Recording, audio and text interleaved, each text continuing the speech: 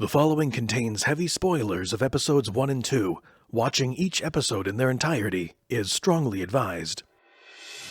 Previously on the Heroes of Providence Eternal Genesis Trilogy, in episode 1, after waking from a nightmare of your dear friend, Sister Ari, being abducted by a dark force, you and your intrepid band of heroes answered a mysterious summons to the floating arcane city of Sanubis.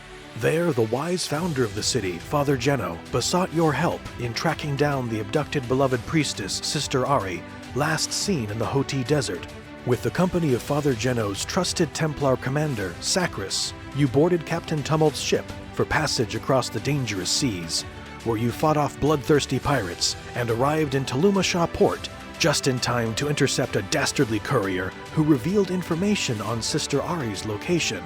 The ominous obelisk of the lost. Barely surviving deadly subterranean traps, you battled sand monsters and caught Ari just before nearly falling to her death. Episode 2 began with Sister Ari critically drained of body and soul and in need of the mythical healing waters legends whispered were hidden deep within the shadows of the Pericu'lum jungle. With great haste, you traversed the scorching sun of the H.O.P.E desert and desolate salt hives, only to be greeted at the jungle border by the roar of a towering dreadosaur who nearly chased you off a cliff, only to be rescued on the edge of the abyss by tiger vine lords. Your fearsome new allies led you to a treetop village, where the grandmotherly healer Tapana agreed to guide you through the jungle to the holy place nestled deep in the Dark Fang Mountains.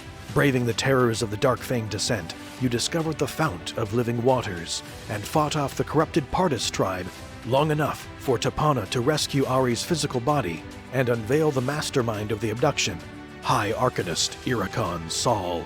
Ari's physical body now restored, but soul still fragmented, Sacris suggested an ancient device held by his estranged people located in the Imperium Peaks. The Soul Compass that could locate the stolen part of Ari's essence. In need of transport, you journeyed to the neighboring steampunk city of Pretencio, rescued an affable reptilian fisherman, and were reunited with Captain Tumult, hiding from the local crime lords.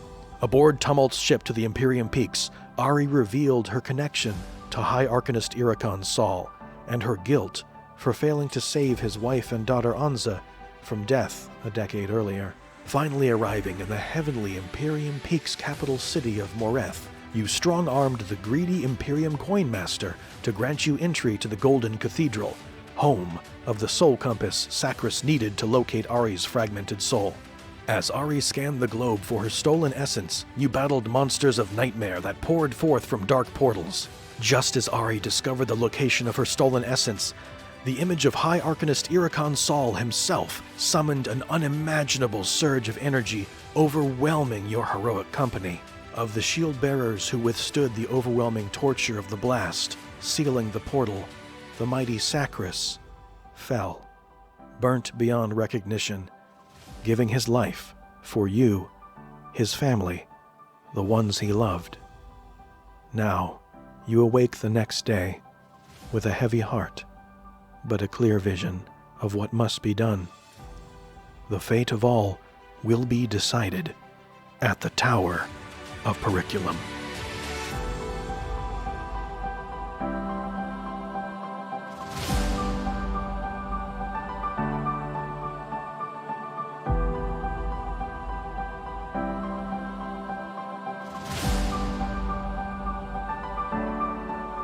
My name is Donald Durham. Hobbies include long walks on the beach. No, I'm just joking.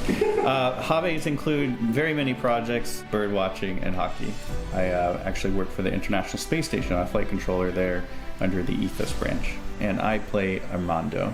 A boisterous human titan from the steampunk city of Pretencio, Armando craves action. He travels the world, driven to shield the weak and exact justice upon tyrants. Hi, I'm Sam Wilkinson, father of two, a biomedical tech. Been playing role-playing games for many years, and I play Kaz in Heroes of Providence Eternal. A mysterious Arcanist hailing from the Verdelven forest, his childlike optimism conceals far more than meets the eye. My name is Heather Mesha, and my favorite hobbies are canoeing and mountain biking and horseback riding and growing orchids, and hiking is probably one of my favorite things because I love to adventure and explore the world around me. And developer of the character named Issa. A keen elven archer raised in the Whispering Plains, she yearns to bring light and life to the world while protecting the innocent from the ever-encroaching evils of the realm. Hi, my name is Kyle Ware. I like to write and game a lot. Board games are a big passion. Console, PC games, all that good stuff. Weightlift, listen to music and podcasts. I play the part of V in our adventures. A devout Molten Reaver priest, born deep under the volcanoes of the north, he has sworn paternal care of the mysterious young elf Kaz as he tries to uncover the mystery of his own beloved father's disappearance. I'm Jared Pearson. My favorite hobbies are probably tabletop games. Dancing is another one I've really gotten big into in the past year or two. Taught myself guitar over YouTube, modern era, woohoo. And I play Leo Kinvelox. A cunning feline Leanon rogue, born in Perehu jungle with keen eyes and sharp blades. He has a heart to fiercely defend the persecuted and make evil fear the shadows. I'm Jonathan Reichel, the founder of Heroes of Providence Eternal and the lead developer. My hobbies, I'm a big gamer. You can kind of understand that being that I created a game. I enjoy graphic design, beatboxing, vocal percussion. Oh yeah. Traveled 6 of 7 continents, including kind of a life goal of visiting the Shire and New Zealand, where they filmed The Lord of the Rings. That's kind of a mecca for me. 3rd degree black belt in Taekwondo. I trained in Taekwondo for about 12 years, and petting my cat. Quidditch does require a decent chunk of loving. The Legend Master is essentially the lead storyteller and the referee of these games of Legend. The Legend Master, or LM, is responsible for telling the core story. If you are the Legend Master, think of this as a way for you to bring the best out of the people that you're playing with, and find a way to create the moments that are dynamic, engaging, and that will truly last in your hearts, minds, and memories for years to come. We are very excited to dive right into our 3rd and final episode of this Genesis trilogy. At this moment, all 5 of our heroes have already come up with tonight's ulterior motive for their individual characters. That's their secret objective that we don't know about, just they know about, and that they will be working towards privately as we're communally working towards the grand goal of the Genesis campaign and the mysteries that will be unfolding. So without further ado, welcome back, Kaz, V, Leo, Armando, and Issa. Hey guys! Hello! Woo-hoo. Alrighty, let us go ahead and dive into our final chapter of the Genesis trilogy. Everyone take a deep breath with me. Alright. Now, as you may recall, the conclusion of our episode 2 was a fairly heavy moment. And that moment took place here at the Imperium Peaks. It is a dark morning in the Imperium Peaks. Today, the sun did not seem to rise through the somber clouds of the heavens. Sacris Natal, a vigilant Lux commander, this avian veteran was forged in war. When his parents were brutally slain in the siege of the Spires, he was burdened to raise his younger brothers alone. Determined to serve, he rose in the ranks to supreme commander of the Lux Imperium forces. Repulsed by the dogmatic corruption he saw poisoning his culture, he sided with Father Geno in the Imperium Revolution and shielded him through the founding of the floating free arcane city of Sanubis. Brilliant, calculating, and gruff, he hid his deep wounds of body and soul to protect what little light he saw left in the world. Last night, he fought valiantly by your side. He shielded you from death, was tortured beyond recognition, and gave his life to save you, his family, the ones he loved. The Imperium High Priests, though conflicted, were compelled against their will by the good Lux people to honor a hero that served them through many wars before the Revolution, with the traditional funeral wrappings of a High General.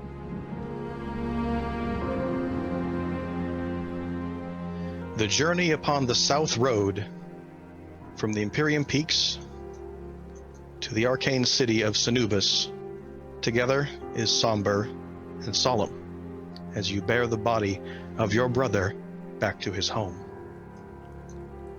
As you approach the city of Sanubis, the sun does not feel as warm as it did when you left. And as you are elevated up into the floating city itself, and you walk the streets of Sanubis with the casket gliding behind you, it seems that the bustle of the city, as all of the people see the procession coming and notice the symbol on the casket, they freeze in their steps. They know who has passed. As you walk your way through the city, Sanctus, Sacris's brother, who has joined you on this solemn voyage, bows to you as he takes the casket of his brother and those that have moved with you to the coroner of the city. The six of you make your way to the house of Esperus, the orphanage that Sister Ari helped found with the help of Father Geno. Inside, you open the door and you see Father Geno in his study praying. He greets you warmly and he says, "My family has returned. Please, come in. Tell me everything." Kaz will hide behind V a little bit and keep his head lowered. I'm going to walk in very quietly with a very somber expression on my face, knowing that Sacris died so valiantly, so I hold that valiance in my heart and that respect in my heart, but I'm still sad. And Father Geno says, "Why are you all so quiet?" We have lost a dear friend of ours. Sacris has passed away in our protection.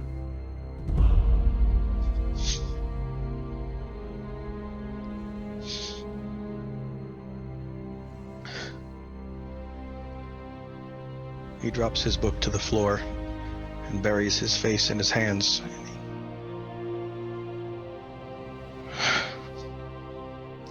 He stood by me when no one else did. He shielded me from death 100 times. He was the son Amaris and I wish we could have had. And I never got to say goodbye. Ari, from behind you, moves forward, tears in her eyes, and she says, "He was slain by Iricon through a portal. The High Arcanist teleported creatures beyond a distance that he could see." Geno says, "That is not possible. Such power mortals are not capable of." Ari says, "Iricon has somehow activated the Tower of Pericu'lum." Father Geno's eyes go wide. "El Shaddai, help us. I will contact all allies I have across Terrath. It may yet not be enough to stand against what is to come." What is the Tower of Pericu'lum? Father Geno breathes deeply and he says, "That tower is a curse, but was not always so. It was once crafted by the elves ages ago, with the effort to study the glories of the heavens and the skies above. A place of great power, a place of great learning, but as most things that are wreathed in power can, the tower fell to corruption, as the elves, in their hubris, attempted to use it to impose their vision upon the world. They enslaved the minds of the ogres that had abused them so, and used them as a mighty force to invade the lands. At the cataclysmic conclusion of the Ogre Wars, those of my order and of many others banded together and sealed the tower for all time. Yet it seems the protections we placed upon it were not enough, and it has been reawakened by a darkness the world should not have seen." So is that where we head next? Father Geno breathes deeply as he tries to move his glasses up his nose with a quivering hand. He feigns a smile and he says, "Life is not worth living if we forget what good we fight for. Before you leave at sunrise for the Tower of Pericu'lum, we shall remember Sacris tonight in the Hall of Heroes." Yes. And he approaches each of you individually, blesses you with a warm embrace, and he presses his fingertips to your forehead and attempts to fill you with a moment of peace as a tear rolls down his cheek. When he's doing that to me, I'm going to kind of I'm so sorry, Father. I felt that he shouldn't go in there, and I did all I could. Sorry. He embraces you tighter than you've ever been embraced, and he weeps with you. When he gets to me, I'm going to stop him and look him in the eyes, because he is, still taller than I am. And I have such respect for this man that I don't know very much about. And I'll remind him that every day that Sacra spent with you was a day that fulfilled his mission and his heart. If it wasn't for his actions and that of Armando, we would have all been slain that day. So though he is no longer with us, he died in absolute valiance and truth to the one true God, and in service to you, and he did it with a brave and loving heart. And I would much rather remember that than just remember the sorrow that comes. And I will not stand to let Iricon walk away with this without any type of punishment. He looks you deep in the eyes and he says, "That is my fervent prayer." As he approaches you, Brother Armando, and he looks up at your towering form, he says, I'll kneel down to him, to his level, and I'll kind of put my hand on his chest, on my chest, I mean. And with a quivering hand as he reaches out to you, he touches your forehead and he closes his eyes. And in a moment, he shares the memory that you have of your final moment with Sacris, and he starts to quiver physically as he sees what you endured with Brother Sacris. And his eyes flash open in a moment. He says, "They're alive because of you." And our dear Sacris. He looks at you and he looks at your shield that's very badly burnt and battered. And he says, "My son, you have done more than could have been possible in that moment." I have done for which I needed done. He presses his hand to your chest and he blesses your chest with a special blessing. Iricon's soul, I don't think he was alone. There was a dragon there. I was the only one that saw it. He pulls you off into the corner while V, Leo, Armando, and Isa are consoling each other and preparing to leave together. And he gets down onto a knee, so he's kind of at your level, and he whispers and he says, "You say you saw a dragon, young one. Tell me what you saw." I'll describe the red dragon in the throne room. And Father Geno's eyes go wide and he says, "That is terrifying news. I must bring this information to those that need it most. I fear that this journey may have more dire stakes than even I am prepared for. Thank you for telling me this." And he blesses your mind. And with that, he embraces you fully in his feathers, tries to smile at you, thanking you wordlessly for the wisdom that you've just shared with him. He bows towards you all and says, "I must prepare for tonight's memorial. Please get what rest you can. I will meet you at midnight in the Hall of Heroes." Do you need any help from us for the preparations, or? I fear the only preparations that I need are those within myself, son. Me as well. He smiles knowingly at you, and he bows. He returns to his study, and his tears drop onto the book.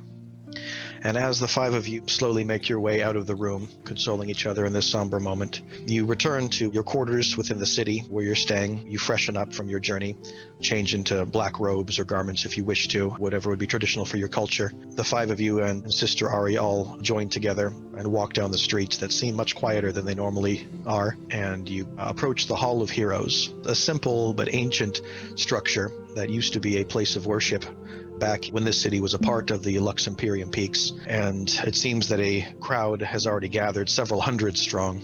Many faces that you recognize from the inn and throughout the city. Dignitaries down to the poorest of orphan seem to be in attendance as they fill the room, and as you all approach the entryway of the room here, you have an opportunity to move wherever you wish within the room to take part in the proceedings remembering Sacris. So feel free to move yourself. I am contemplating.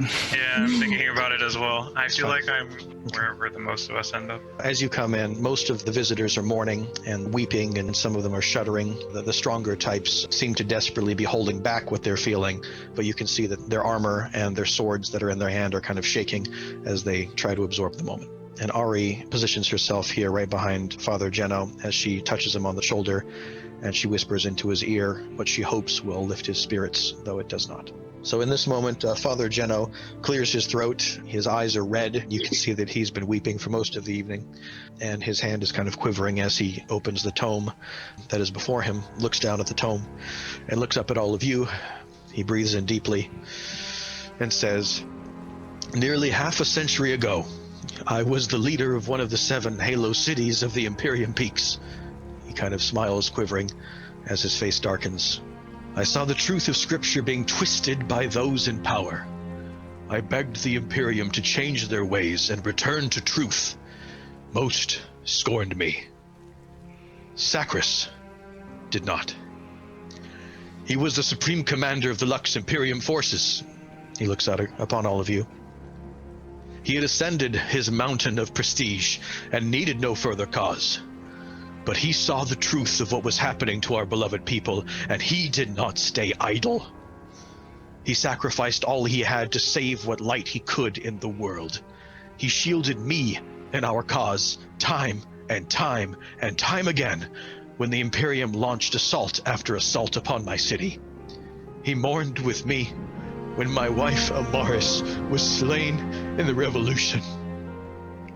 When we lifted the top of our mountain free from the grasp of the Lux Imperium and moved it to found this floating city of Sinubis. Sacras was the might that kept us all grounded. This day we have not just lost a hero, but a brother and a righteous soul. May El Shaddai bring him the peace he fought for to his last breath, and may we be his living legacy forever. Amen. Mm-hmm. And he steps away from the podium, and Sister Ari approaches as she tries to comfort him, and she says,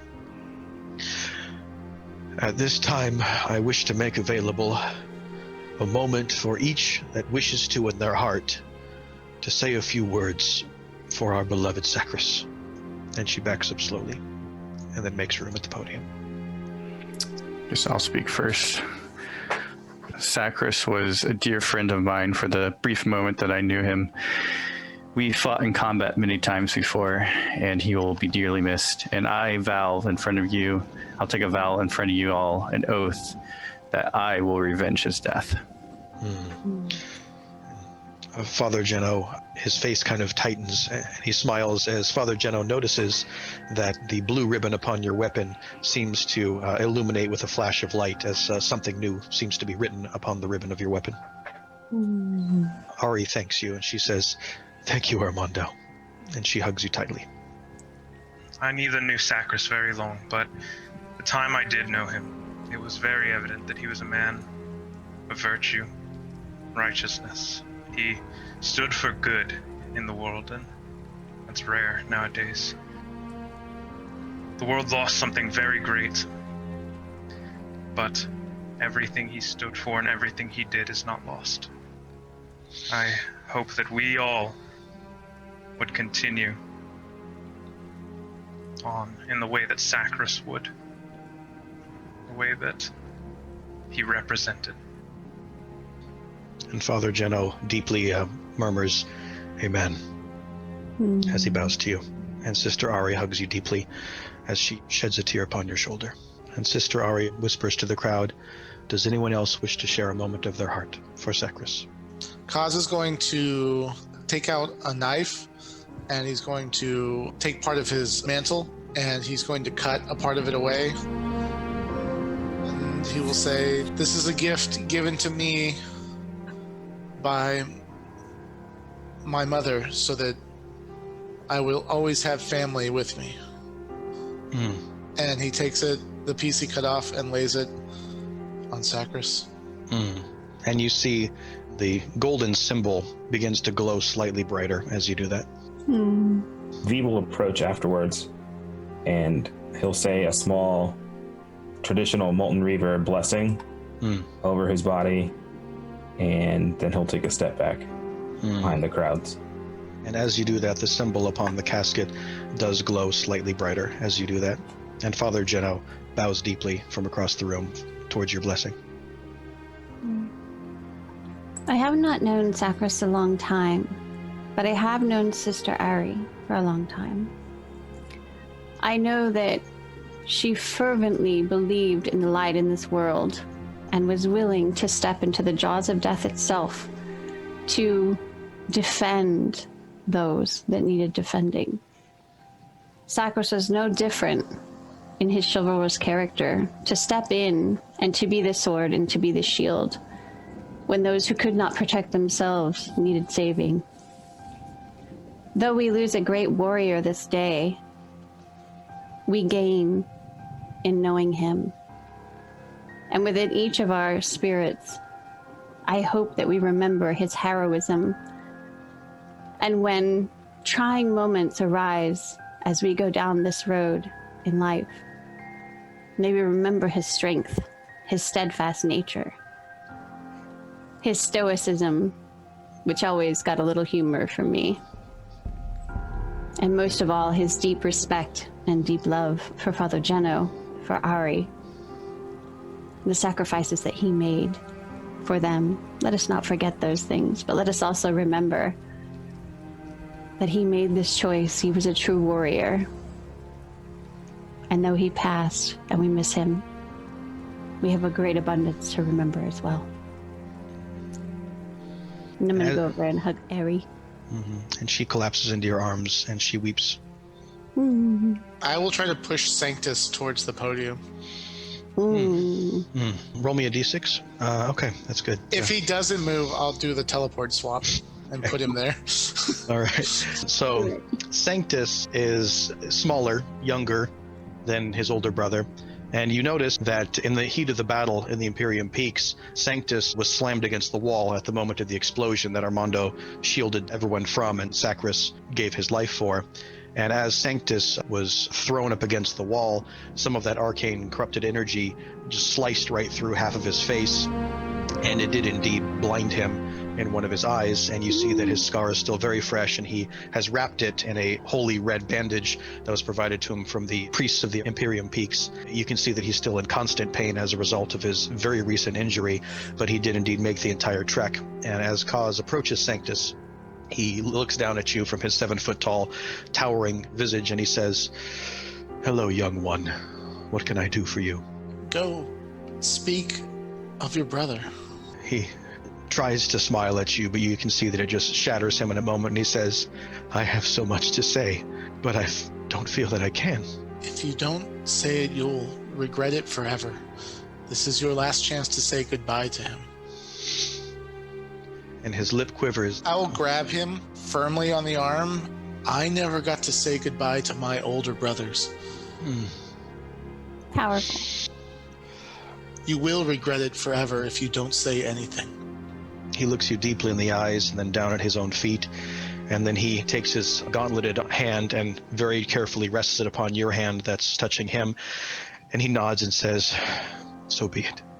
And he slowly makes his way, trying not to draw attention to himself, behind the group of mourners, and as he passes past Father Geno, Sanctus hides his face. He seems very ashamed by something that doesn't seem apparent, but Father Geno seems curious as to why he would, and Sanctus approaches as Ari backs away, and he clears his throat and says, "I'm not much of a talker. My older brother was always better in command and better with words, but I will try." And he says, "My brother's final words were, 'What is death in the eyes of eternity?' Its meaning was veiled to me. In our final battle together, I lost half of my sight. Yet it took me nearly going blind to finally see that he was right. Years ago, I thought him a fool to abandon me and my brothers. His rank, his prestige, and the Lux Imperium to fight for a cause I did not understand. I understand it better now.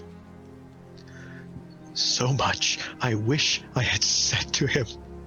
So much I wish I could still say. But I can't say this. I swear I will not let my brother, a far better soul than I, die in vain. I pledge myself to the cause that he believed in, Father Geno. I pray it will be enough." And he backs up ashamed. I'm going to walk up to Sanctus and I'm going to look him square in the eye. even though I'm a bit shorter than him. And I'm going to tell him, we all make mistakes. What matters is that we don't tread on to continue to make those same mistakes. Your brother would be very proud of you today for standing up and for joining something that he felt so passionate about that he gave his life for.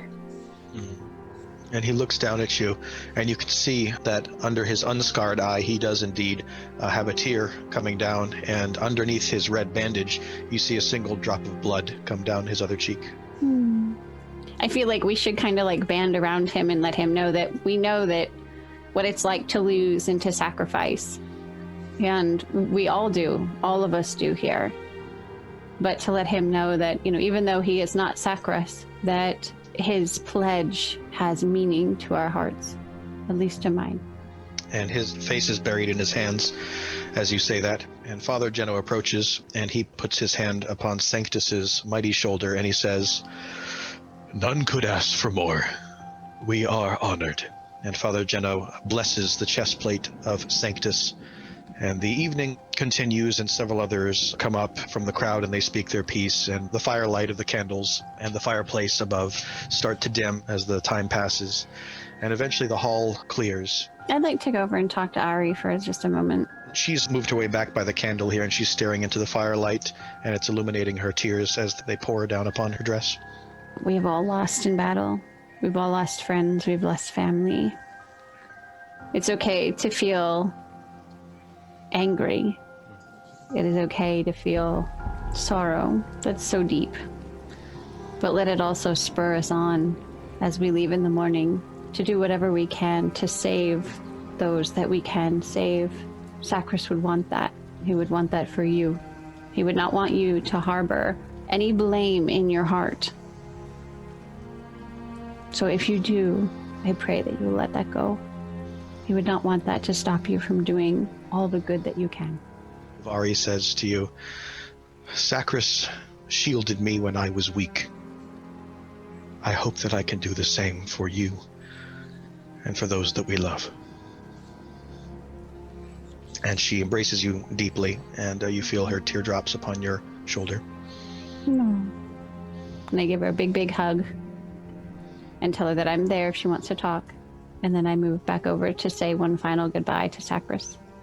Just a final prayer over Sacras and a hand on his shoulder as I leave in appreciation. And you see the golden symbol, the holy symbol upon him, glows brighter as you say that. I'm going to approach Sanctus and say, Sacras would say this is a night for a drink, and I will hand him thrice filtered water in a little cup. And he lifts it up and he says, "I know these glasses. How did you come to them?" Gave them to me. He gave them to you. You must be very special to him indeed. And his lip quivers in what he tries to be a smile.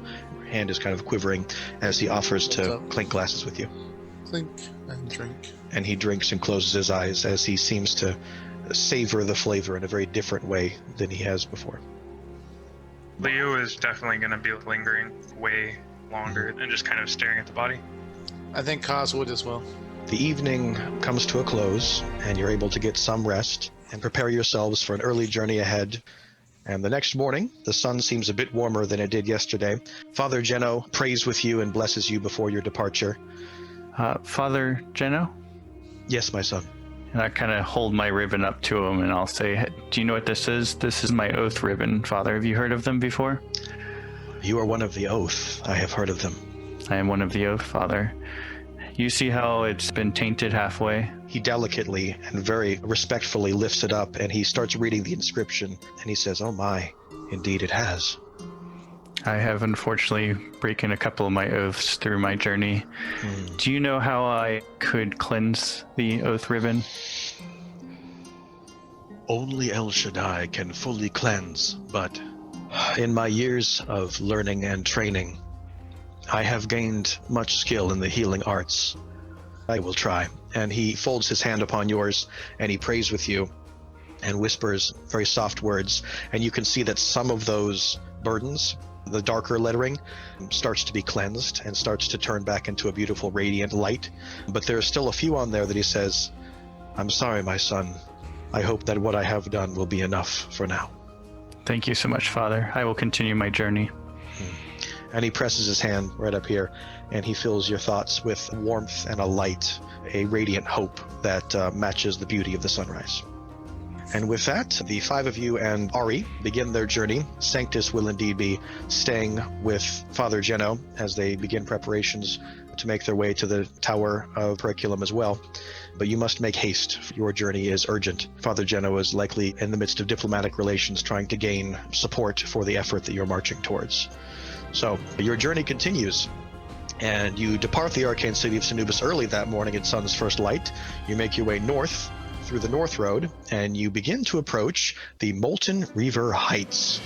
You see the darkness of the sky and the lightning erupting from above, and for those of you that have never been to the Molten Reaver Heights, of course, at least two of you have, you'll notice that there's a very unusual phenomenon, and there seems to be floating crags and mountain stones that seem to be levitating in the air that are just gushing lava that are not suspended by anything. So there's some kind of strange arcane physics that have twisted this land in a unique and beautiful yet terrifying way. And as you approach the Molten Reaver Heights, so from far across the way, you see a mighty, it looks like a half-mile wide, massive bridge that indeed is the Ignium Span.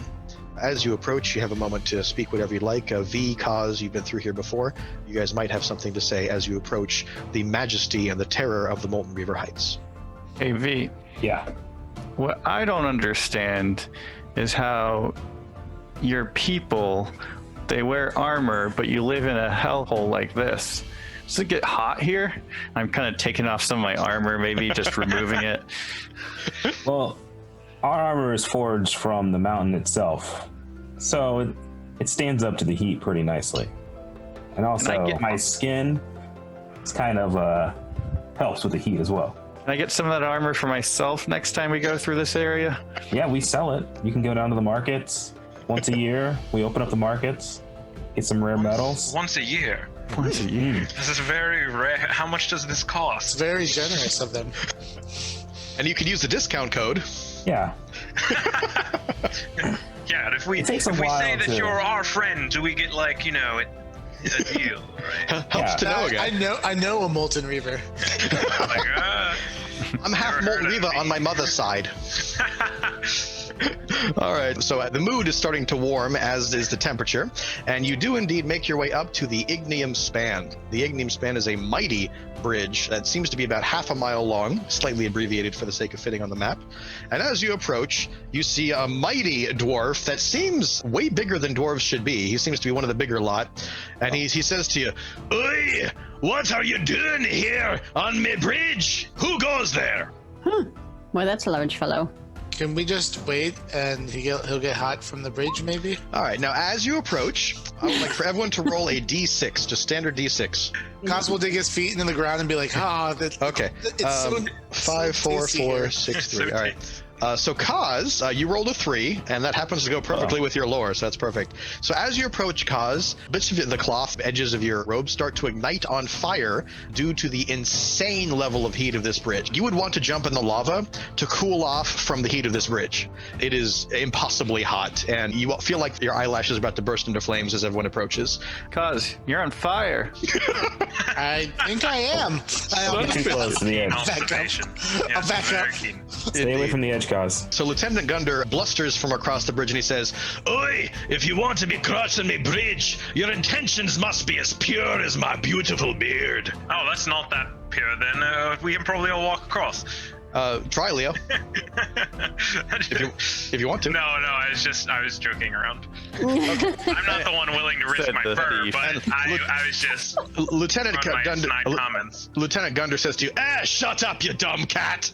Hey, that's not very nice. Don't make me come over there. You're the one who's coming to me bridge. Do you not know what a cat is? A cat? Yeah, I eat them for breakfast. And the dwarves behind him kind of laugh as well. So you don't know what a cat is then? No, he doesn't. He doesn't know. I know what a cat is. I've never seen one of them overgrown ones like that one trying to talk to me, though. No, I'm pretty sure you've never seen one before. It's okay. Not everyone has the same amount of schooling. Armando, roll me a d6. I will step out. All right, Armando rolls out onto the bridge. So 4. Okay, Armando, you only take 10 points of damage. Oh, no! And you will continue to take 10 points of damage if you continue standing on the bridge.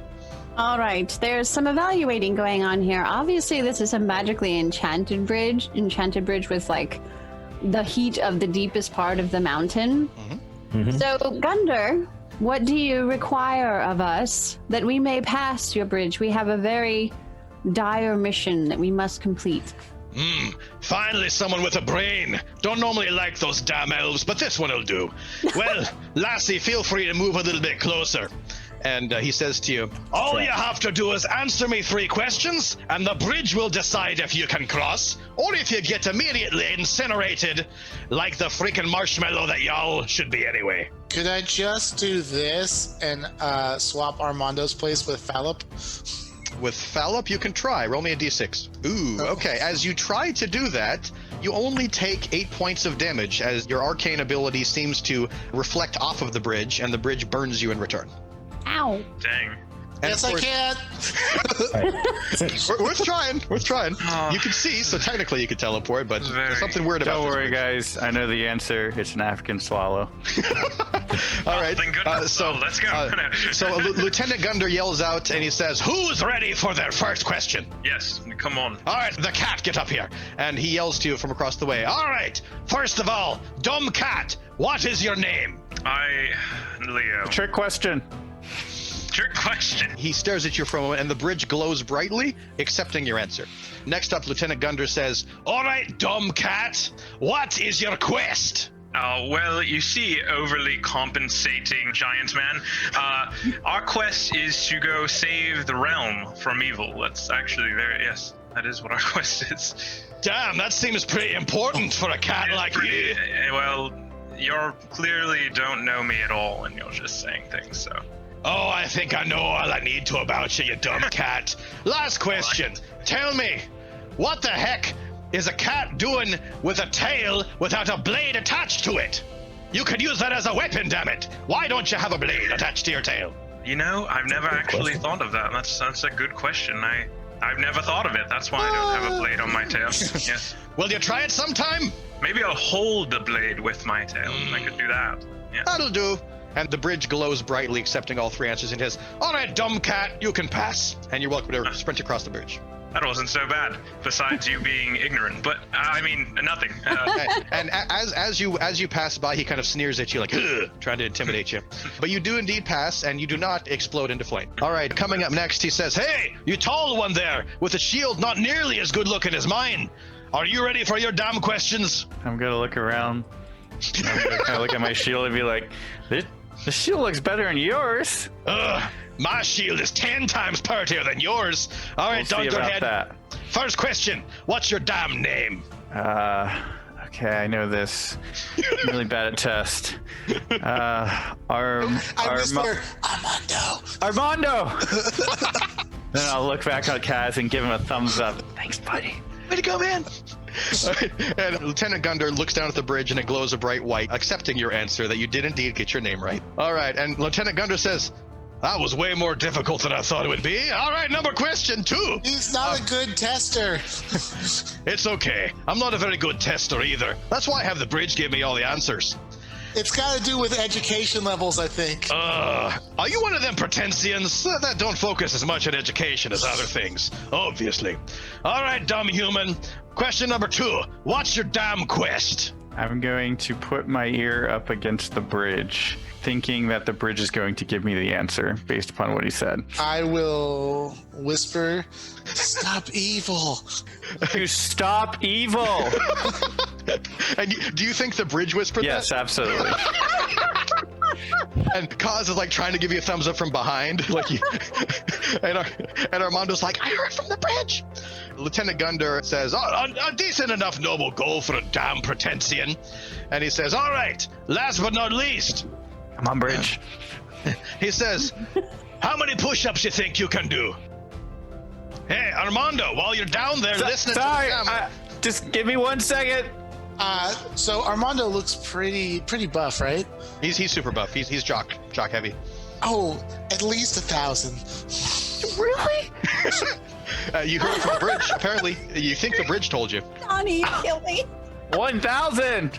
And Lieutenant Gunder drops his shield. He's like, 1,000? I've only done 999 myself. Show me if you think you can. And roll me d6 real quick. Just roll me d6 and see how successful you are. If he looks back, I'll give him a thumbs up. We're just here for minutes while Armando's just doing push-ups on this bridge. All right. Okay, so Armando, you are able to crank out 1,000 push-ups, but every time you go down, it burns your groin on the bridge. Oh. How many points of damage is that? It's not point damage, but it's like pride damage. You're chafing. It's rough. Yeah. You're chafing. Your charisma goes down. Is it possible for Armando's charisma to go down? All right, so with that, all the other dwarves, they start like frat boying you, like go. You get down to 700. Go. Get down to 899. He's doing it. Armando, do you want me to sit on your back to make it harder so you're more impressive? The bridge said 1,000 push-ups. It didn't say that you were sitting on my back. Kaz, does the bridge say anything else? Nope, I don't know what he's talking about. Love it. All right, so Armando, you are, I mean, obviously it's crazy hot and you're wearing armor, so you are just drenched in sweat and it's vaporizing as soon as it hits the bridge. So is he doing push-ups while everyone else is getting questions? Actually, no. While he's doing 1,000 push-ups, you all have to just like stare at him, waiting. I ask him if he wants to buy some armor. I get some sales going here. Yeah. All right, so Getting Armando, close to home. I gotta do my you best. are indeed successful. You are indeed successful, and the bridge glows a bright white, accepting all three of your answers, and you indeed are able to pass Lieutenant Gunder, who's blocking the way. And as I pass him, I'm going to kind of flinch my hand and then stop myself and keep walking. And then past when him. they're sitting next to each other, I'm like, compare shields. It's really just a pencil cramp, really. Oh, and because Lieutenant Gunder dropped his shield on the ground, it's all covered in like muck and weird like flaming mire. So your shield obviously looks better than his at the moment. So you kind of win the coolness quotient there as well. All right, so Armando does indeed pass. Next up, he says, "Oi, the weird one with the green hair. Were you the one that were talking for the bridge?" I don't know what you're talking about. Madame Bridge can't talk, you know. I don't know anything about it. It's magical. Yeah, I think it can. I think you've been not listening all this time. You've been on this. Have you not been listening to your bridge? And Lieutenant Gunder just buries his face in his hands, and he's like, "Oh, all right, Egg Hippie, get over here." The bridge cools enough where you're walking that you don't immediately ignite, and he says, "Okay, young hippie man, what is your name?" Oz. And the bridge glows white, accepting your answer. "What is your quest?" Which quest? He buries his face in his hands. "The one you're on right now, damn it." I'm on 2 quests right now. "The one you can tell me about." I could tell you about either one. I'll tell you about one. How about that? "The one that would be shorter, damn it." Share both, please. I am on a quest to find a place for my people in this world. Well, that's a noble goal. I mean, if you're a dwarf, you already know you belong in the most beautiful mountains ever, like I already do. And he kind of smacks his chest pridefully, and all the other dwarves kind of... I go, "Oh, but I'm not an elf." I see. Well, it's an honorable thing to seek out who you are and where you belong. Last question, are you ready, you little ingrate? I say yes and walk past him. He said, "Last question." And he asked the question. So I walk And past confused, he scratches his head, he goes, "Damn it, that was a question, wasn't it?" Well done. And he kind of gives you a high five on the way. And he goes, he says, "Hey, pretty elf, the one who seems smart enough to know what the hell's going on. Are you ready for your questions?" I already answered them. And You did already answer them. That's true. Lieutenant Gunder barks at you and he says, "Oi, elf maiden, what be your name?" My name is Alisa. A beautiful name indeed. Oi, what is your quest? My quest is to find a very rare whetstone to sharpen my 2 dragon steel daggers with. Indeed, a mighty quest to pursue. And for the final question, I see your face is covered, lassie. What are you hiding? Something for me to know and no one else to find out. And all the other dwarves go, oh! And Lieutenant Gunder looks kind of flummoxed. But the bridge seems to accept all three of your answers. And he says, ugh, all right, lassie. You and your covered face can pass me, bridge. As I get past him, I'm going to pull out my whip and just lightly flail him on the butt. And he goes, what was that? And all the other dwarves start laughing at his stupidity. I'll just casually mention to Leo and Fallop, I'll be like, so the bridge doesn't actually care what questions you ask, just that there are 3 questions and 3 answers. And Fallop whispers to you, actually, I've seen quite a few burn up trying to cross the bridge by lying or by not having the true intent. So apparently you folks are decent. I don't know so much about Lieutenant Gunder over there, but you seem all right to me. He kind of smiles at you. Was that his feet burning I smelled when I walked by? And with that, the Lieutenant Gunder says, and you, bastard Molten Reaver, I'm not even gonna let you answer a question. You damn Molten Reavers don't belong in this area. I hate you and I hate your kind, and I think you stupid folks should. And in that, Lieutenant Gunder explodes in a puff of flamey smoke, and he is no more. I go, what's your name? And I was a little surprised that the bridge was letting him stand on it at all. Wouldn't you choose a better, more morally upstanding person? What's your name, V? What's your name? What's your full name? I get to walk across the bridge. And interestingly enough, the bridge is just simply meant to test the intentions. And being that 2 priests are about to cross, Ari looks at V and V looks at Ari. And Ari slowly tests her foot on the bridge, and the bridge glows brightly with no questions needed. It seems that these 2 priests are radiating something that is so pure of intent that the bridge immediately is able to judge both of your souls. I'm still going to ask, what's your name? What's your quest? What's your favorite color? And what do you say? I just look at him and I just shake my head. What's the air and wind speed velocity of a swallow? It's on my first time African or crossing this European? Cause, do you know what velocity is? Yeah? So with that, Ari kind of levitates a bit across the bridge, and she kind of winks at V, whispering to you, and she says, I remember the last time we crossed this bridge, and I must say that I don't like the new guy as much as the old guy. No, I miss the old one. She kind of smiles at you and winks as the 2 of you cross together. Does anyone else think dwarf smells like cheeseburger? And, I agree.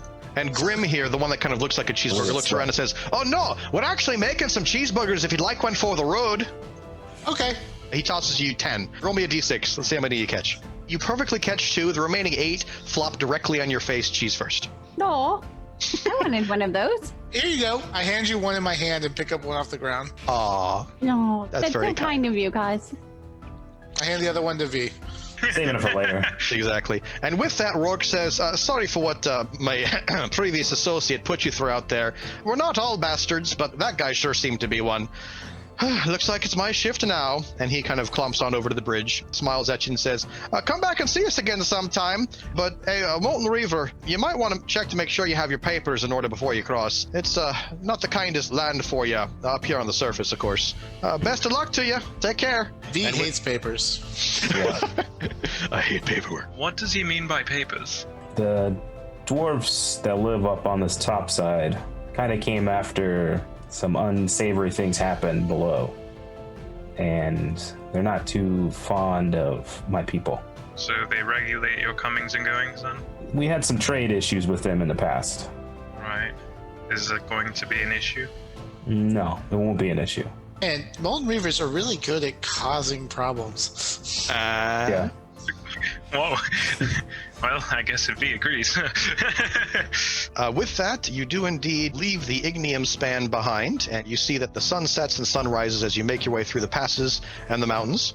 So you make your way through the Molten Reaver Heights. You just kind of went through the southernmost tip, but you see miles and miles of these gigantic mountains, taller than could possibly be scaled, and all these volcanoes just gushing this strange, it looks like lava, but it has strange properties to it that warps physics in a very unusual way.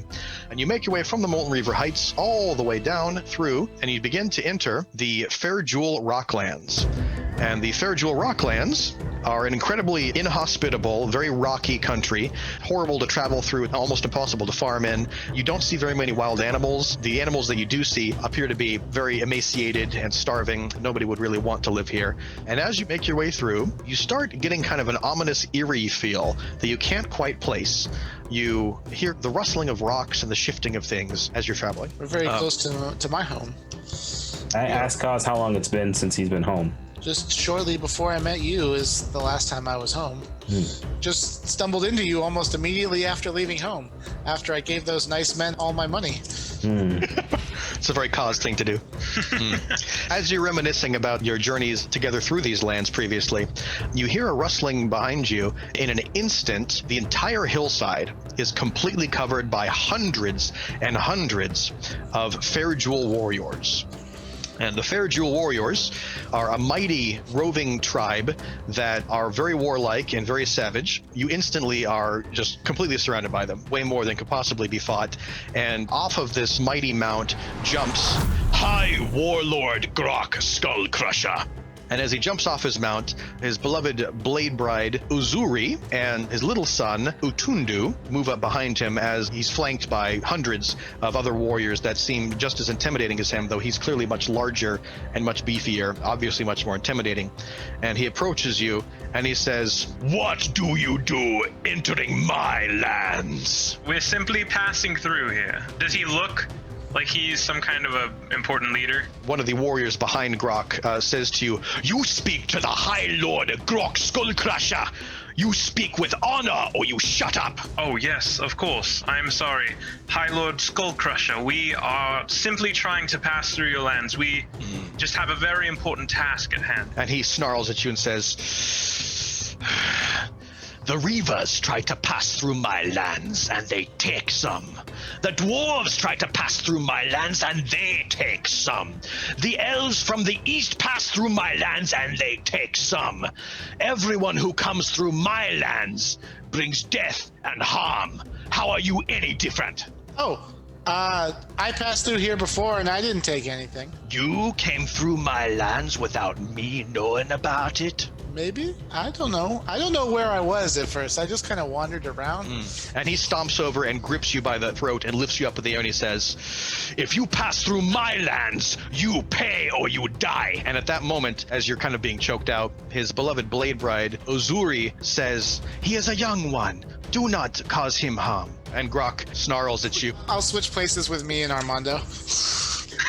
Okay, and with that, the far heavier Armando is now being lifted up into the air, and immediately Grok Skullcrusher's extremely mighty arm starts quaking a little bit. So he's single arm lifting a dude that's like 200-300 pounds, and so Grok is still kind of lifting you up in the air, but he's obviously seeing that you're a bit more of a threat, and he lowers you to the ground. He pushes you on the chest, Armando, and he says, "Oh, big shield, you come into my land with a weapon that big and expect for me to roll over?" Bigger than yours, sir. As you're kind of tussling together, this adorable little, he looks 3, 4, maybe 5 years old, very tiny, with the cutest face you've ever seen, and big, big eyes, with a hairdo that you see he's trying to copy his daddy. And Utundu, in the midst of the chaos, kind of snuck around very curiously, and he's looking up at Leo, and he's amazed at your fur, and he says, "Father, this one has a tail." And he's slowly petting your tail, and he's just in love with Leo's tail. He's so happy to see. I'll kneel down on his level. Have you ever met anyone like me?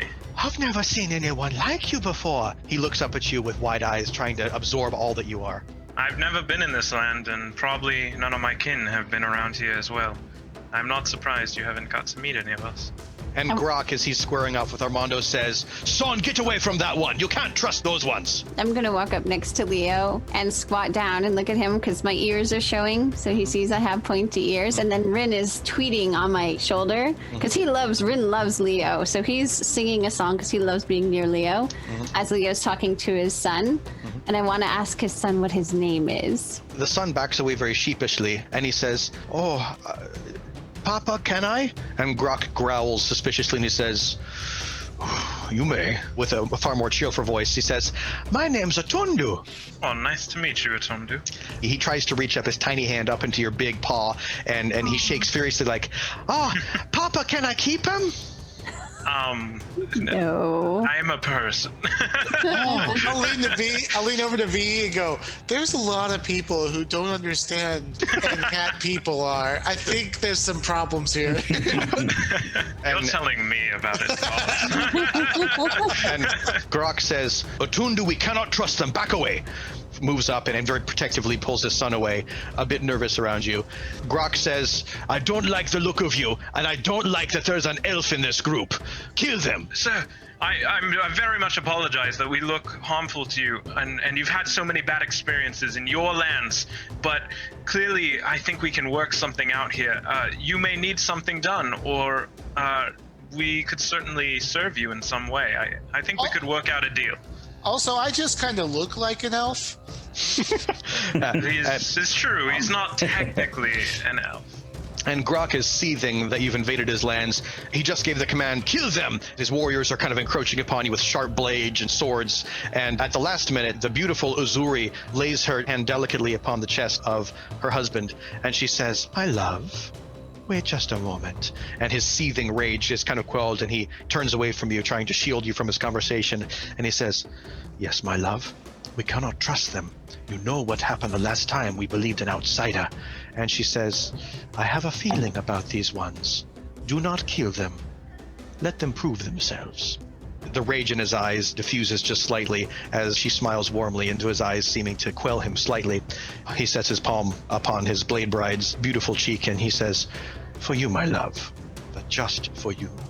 And he turns around in a huge bluster and bravado, and he says, I will give you a chance to prove yourself, though I will say none recently have been able to survive. And he nods at his soldiers, and in half an instant, each of your heads are clubbed mightily from behind with a stern blow to the back of the head. You all black out. You don't feel much, you don't see much. It's dazy, it's hazy, as your bodies seem to be dragged. And the next thing that you hear and feel is the thundering and the rumbling of what sounds like a large crowd. And you hear a hook, tack, hook, tack, hook, tack, hook, tack. This chanting and this thundering of footsteps and stomping of a crowd. As your eyes come to, in the bright lights, you see the sun beating down of you as you enter the Fair Jewel Arena. Leo easily is like, I really need to stop being involved in these things. I'd like for all of you to roll a d6 to see how conscious you are at this moment. I'm also going to look around and probably start chanting with them. Hook, talk, never mind. hook, talk, because I don't know what's going on quite yet. It's like, it's game time, baby! All right. So it looks like we got Sleep, I guess. Kaz 6, Issa 2, Leo 1, V 6, Armando 6. If you rolled a 6, you are fully conscious fairly quickly. Your weapons are still intact. Nothing's been taken from you. But it seems that you were very carelessly just thrown into the dirt, possibly from 30 feet up in the air, where Grok, Uzuri, and Otundu are about to watch the entertainment to come. Leo, it looks like due to your slightly more diminutive nature, you took a pretty hard clocking on the back of the head. And you're not unconscious, but you're very dizzy at this moment. You're very dizzy as you try to grab your blades out of the sand, and the chanting and the stomping of the crowd. It seems to be about 10,000 warriors and villagers are all gathered around here to watch the proceedings in the arena.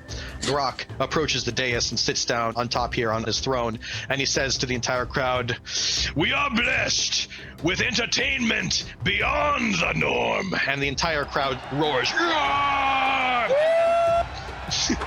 and their feet stomp in a perfect rhythm. Grok, talk, Grok, talk. It's getting more and more exciting. Oh, not so loud. I can't. It's giving me a headache. Does anybody have an arcane Advil? Grok cries out aloud, let the proving begin!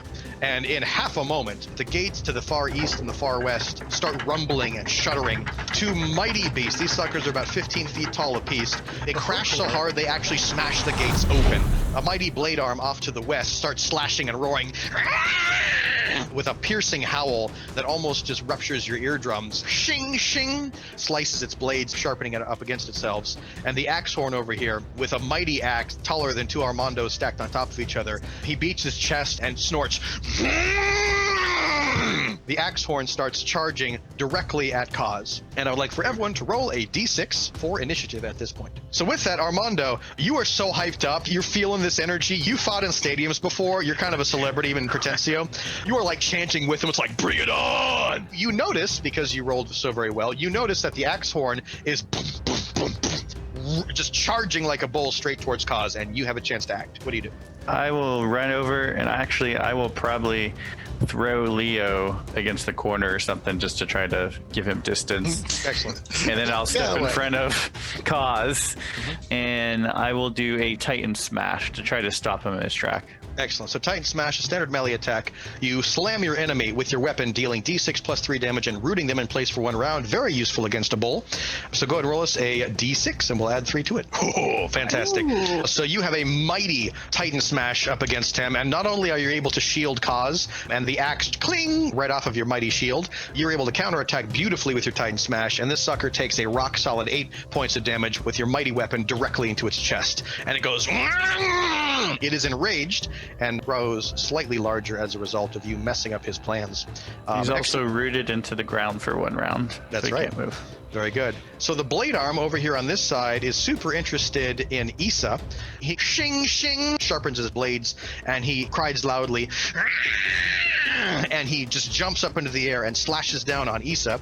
And Issa, I would like for you to roll a standard d6 defense. Okay, as a 4, that's better than normal, so you take 1 less damage than what I'm about to tell you. He does indeed slash you for a painful 6 damage. Minus the 1 because you rolled well, 5 damage. And you get to tell us what you were able to do to slightly reduce the damage you took. He's going to come at me very quick and powerfully, and, on my elven feet, be able to kind of dance slightly out of the way, and he just kind of catches my side. Excellent. So that's exactly what happens. Next up, we have Kaz. What do you do? Kaz is going to hold his arms up. Energy is going to start coming out of him. It's going to start taking a shape by this one over here. I'm going to summon my ethereal friend, which takes the shape of a large, kind of buff-looking elf. Fantastic. And it's going to start punching the crap out of him. The blade arm. Excellent. Okay, so you cast this from range to help Issa. Very good. You're welcome to go ahead and create whatever icon you'd like to symbolize your ethereal friend. All right, so your ethereal friend does indeed manifest right near the blade arm, and it does distract the blade arm that was just tearing into Issa, so that was a very, very timely maneuver. And the ethereal friend does indeed do 10 damage to the blade arm this turn, and it singes the blade arm's right leg, and he starts stumbling a little bit as a result of your attack. So that is excellent, Kaz. Coming up next, we have Issa. Go ahead. I am going to use my ultimate ability, actually, and do the Savage Stampede. Excellent. Because I want to get this guy down quickly before he rips me to pieces. Okay.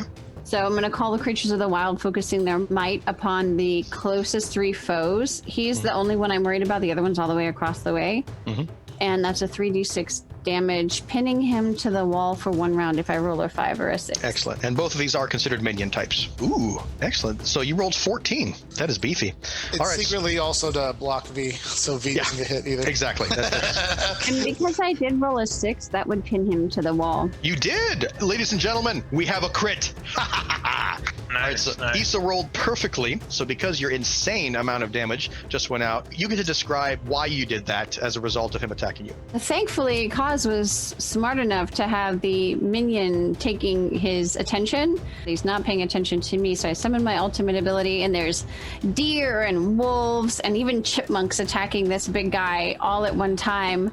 And then he suddenly has an arrow straight through each one of his shoulders, and it pins him right into the wall, so he can't attack. Excellent. So that's exactly what happens, and the crowd absolutely explodes when that happens. They go, don't run, and they're just chanting and just roaring. Yeah! When you saw these monsters get pinned to the wall with your massively, insanely cool attack.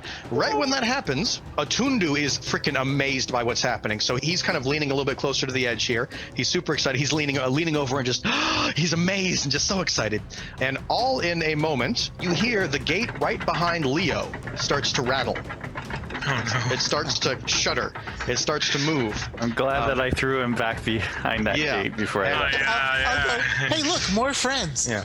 And everyone starts to turn towards this gate, this massive gate that's right underneath the High Warlord himself. And Grok is excited. He's putting his hands together like this. And he goes, "It's time." The gate starts to rattle and starts to shake. And you start to hear this deep breathing. And as you're all staring at the gate, it seems that the sound quiets for a moment. And the gate stops moving.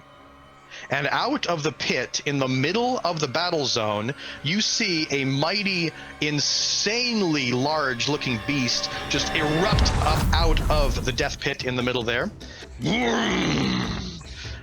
explodes up out of the pit instead of the gate. And as you all are looking at the gate, he gets an early swipe at Leo.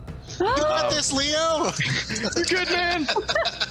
So this indeed is a skull lash, and it's got plenty of skulls, and you're about to get lashed. Leo, go ahead and roll your standard d6 defense, and let's see how much of you is eaten. I got the axe horn. You get that one. Okay, you can take care of that one, right? Yes! Oh, thank God. Thank El Shaddai. All right. So with that, amazingly enough, now you happen to be a rogue. And you generally have really good perception for sneaky stuff that's about to happen. And you saw the deception that was coming. You saw that the whole crowd and everyone was expecting for something to come out of the main gate, but holy crap did it not. You could feel the rumblings in the earth, being that your head was like imprinted in the sand and you could freaking hear all of it. You heard something sneaking up from underneath, and you saw this dude come up out of the death pit itself, deep down into the darkness. And as these 5 heads start lashing at you with your amazing 6, you crit on that bad boy, you get to tell us exactly how you take no damage and dodge every single one of all 6 heads attacks. All right, so here's how I imagine Leo's experience has been so far. He just like gets tossed down and he's all like super dazed, right? And he doesn't know sand again. Oh, this whole, why are you all? And then all of a sudden he's just like stunned by this giant beast flying out, and he's like, he kind of like smoke bombs, which is actually going to be my turn anyway. So he's just gonna smoke bomb and skitter off into the distance. He's just like, what the crap is happening? That is absolutely fantastic. That's exactly what happens. So this mighty, ridiculously huge beast, this skull lash, roars, just confused, just snapping, not trying to bite through the smoke. He's confused. And just as I'm getting away, I just feel the breath and the snap right behind my tail as I barely am out of the range. I'm like, what was that? Exactly. The skull lash roars and starts stomping its feet. Boom, boom, boom, boom, boom. And Untundu, as he's so excited by watching everything, tumbles down off the top ledge here and falls into the arena floor.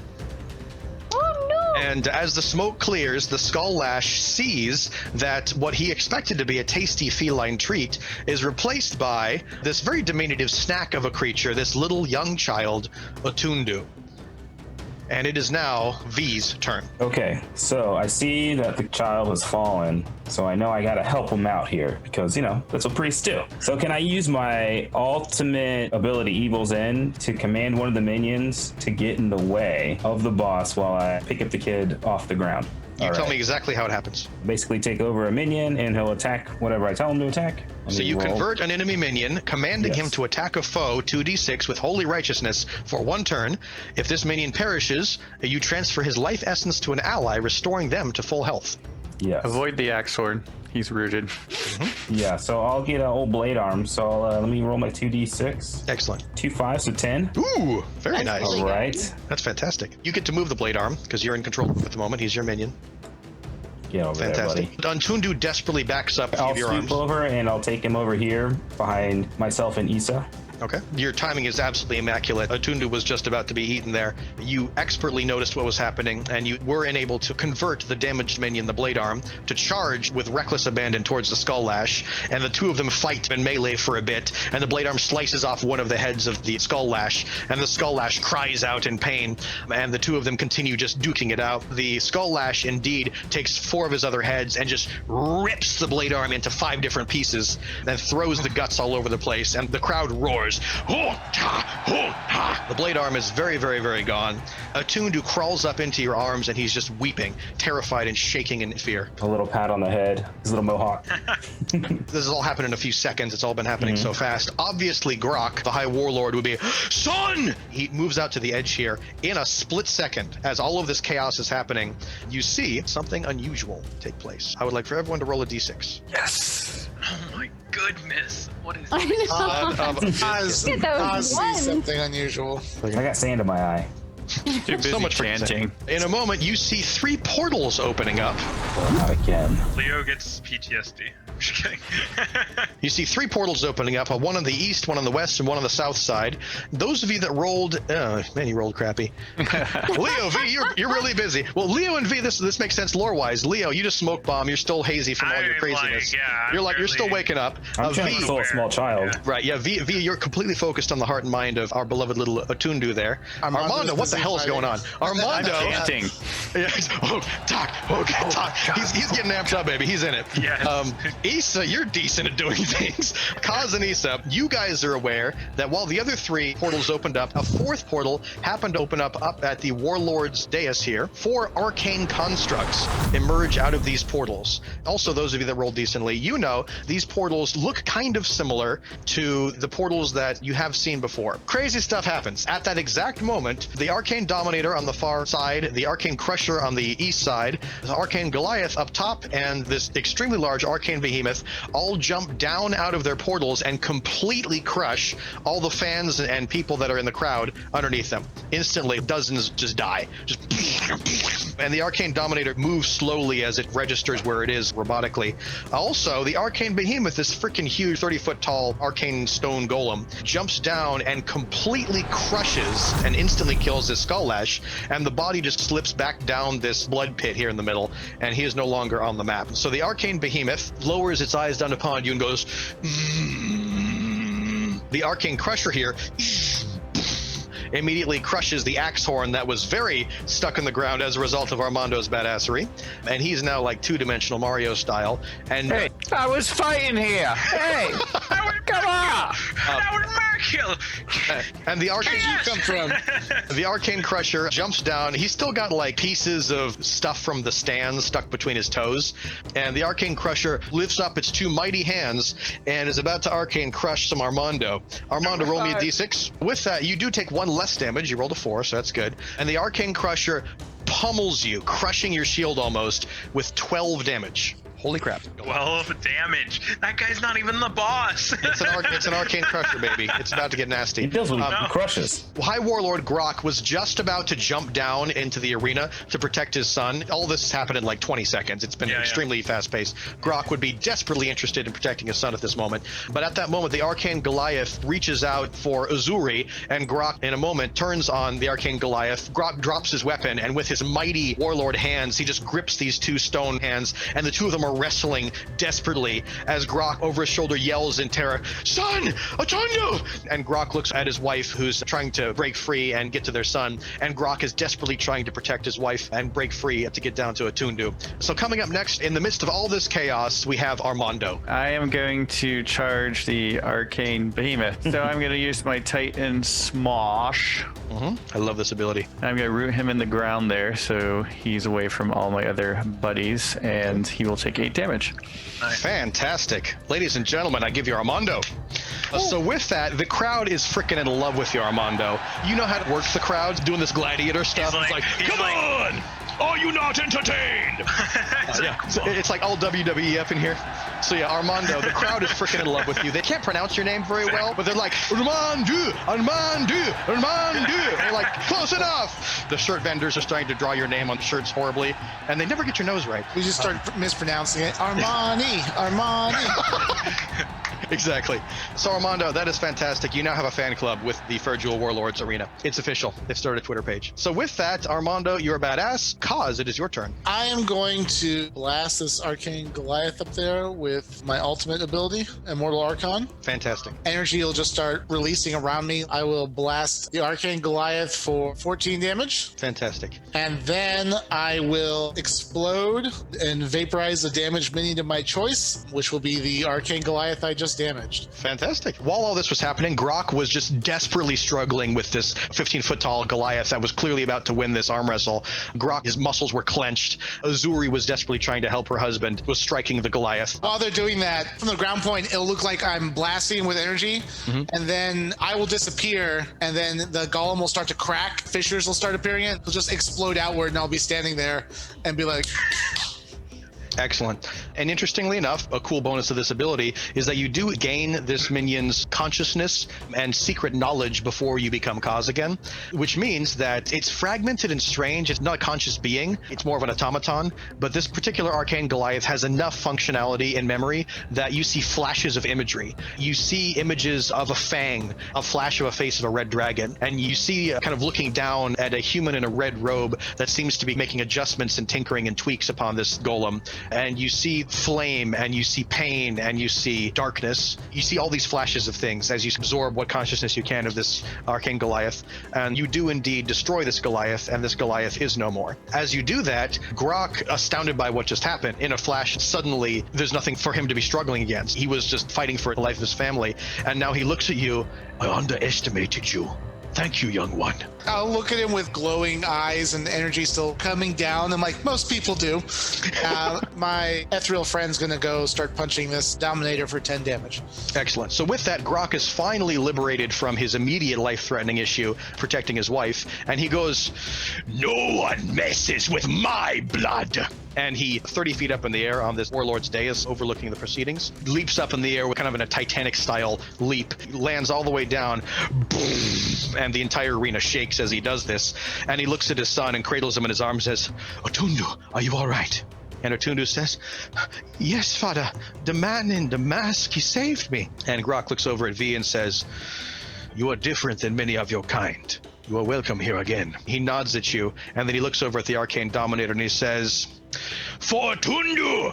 And he charges at the Arcane Dominator with his mighty axe and slashes down hard for a solid 10 damage on the Dominator and splits a wide gash into his chest, and he roars, "Aah!" And the crowd erupts, seeing their Warlord spring into action. And with that, it is Issa's turn. I'm going to do a quick shot straight to the Arcane Dominator's head. Excellent. Fire a deadly arrow at range, dealing 2d6 plus 3 damage. So wish me luck.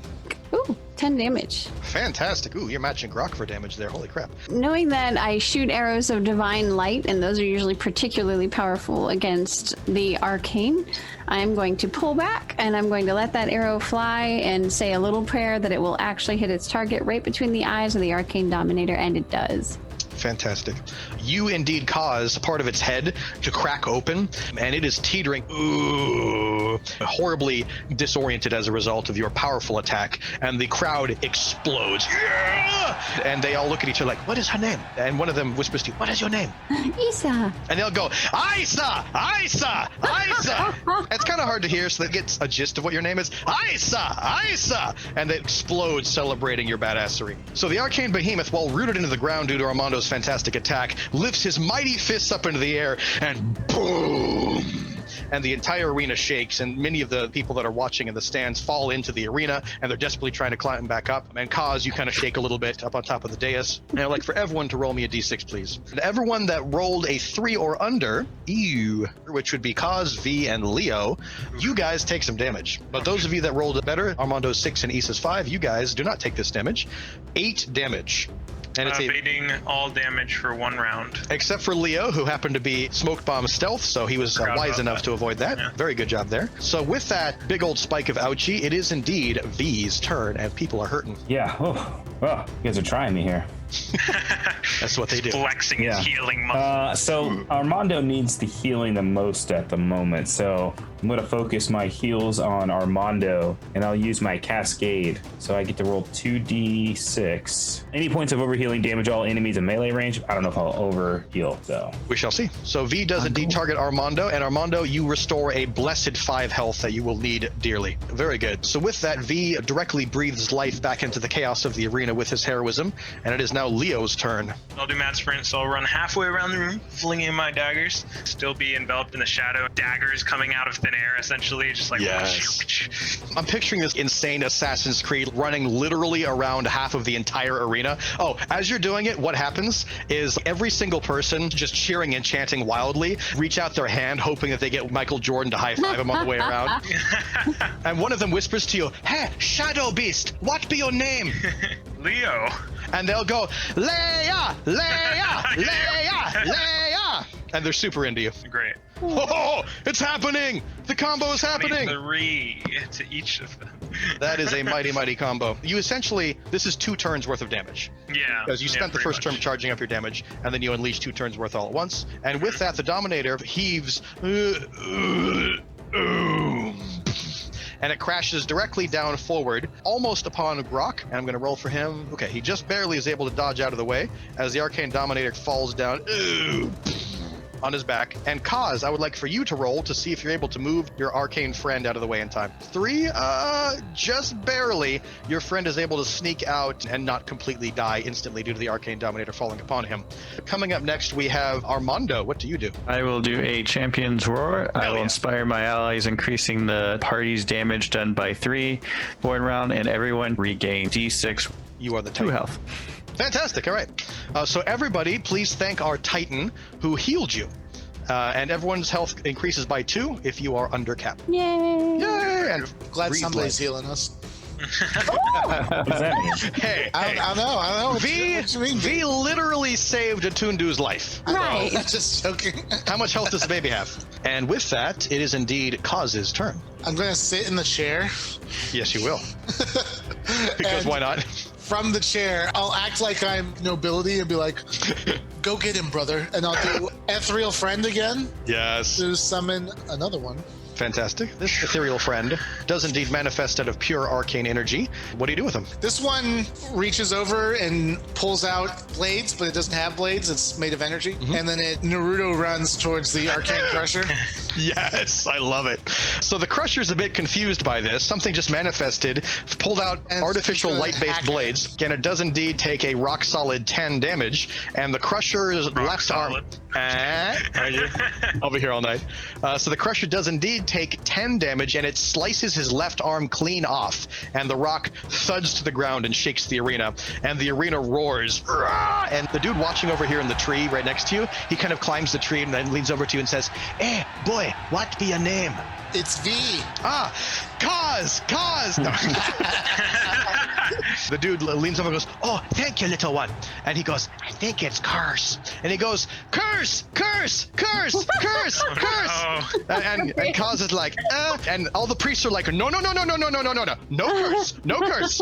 And my other one's going to do 10 damage to the behemoth.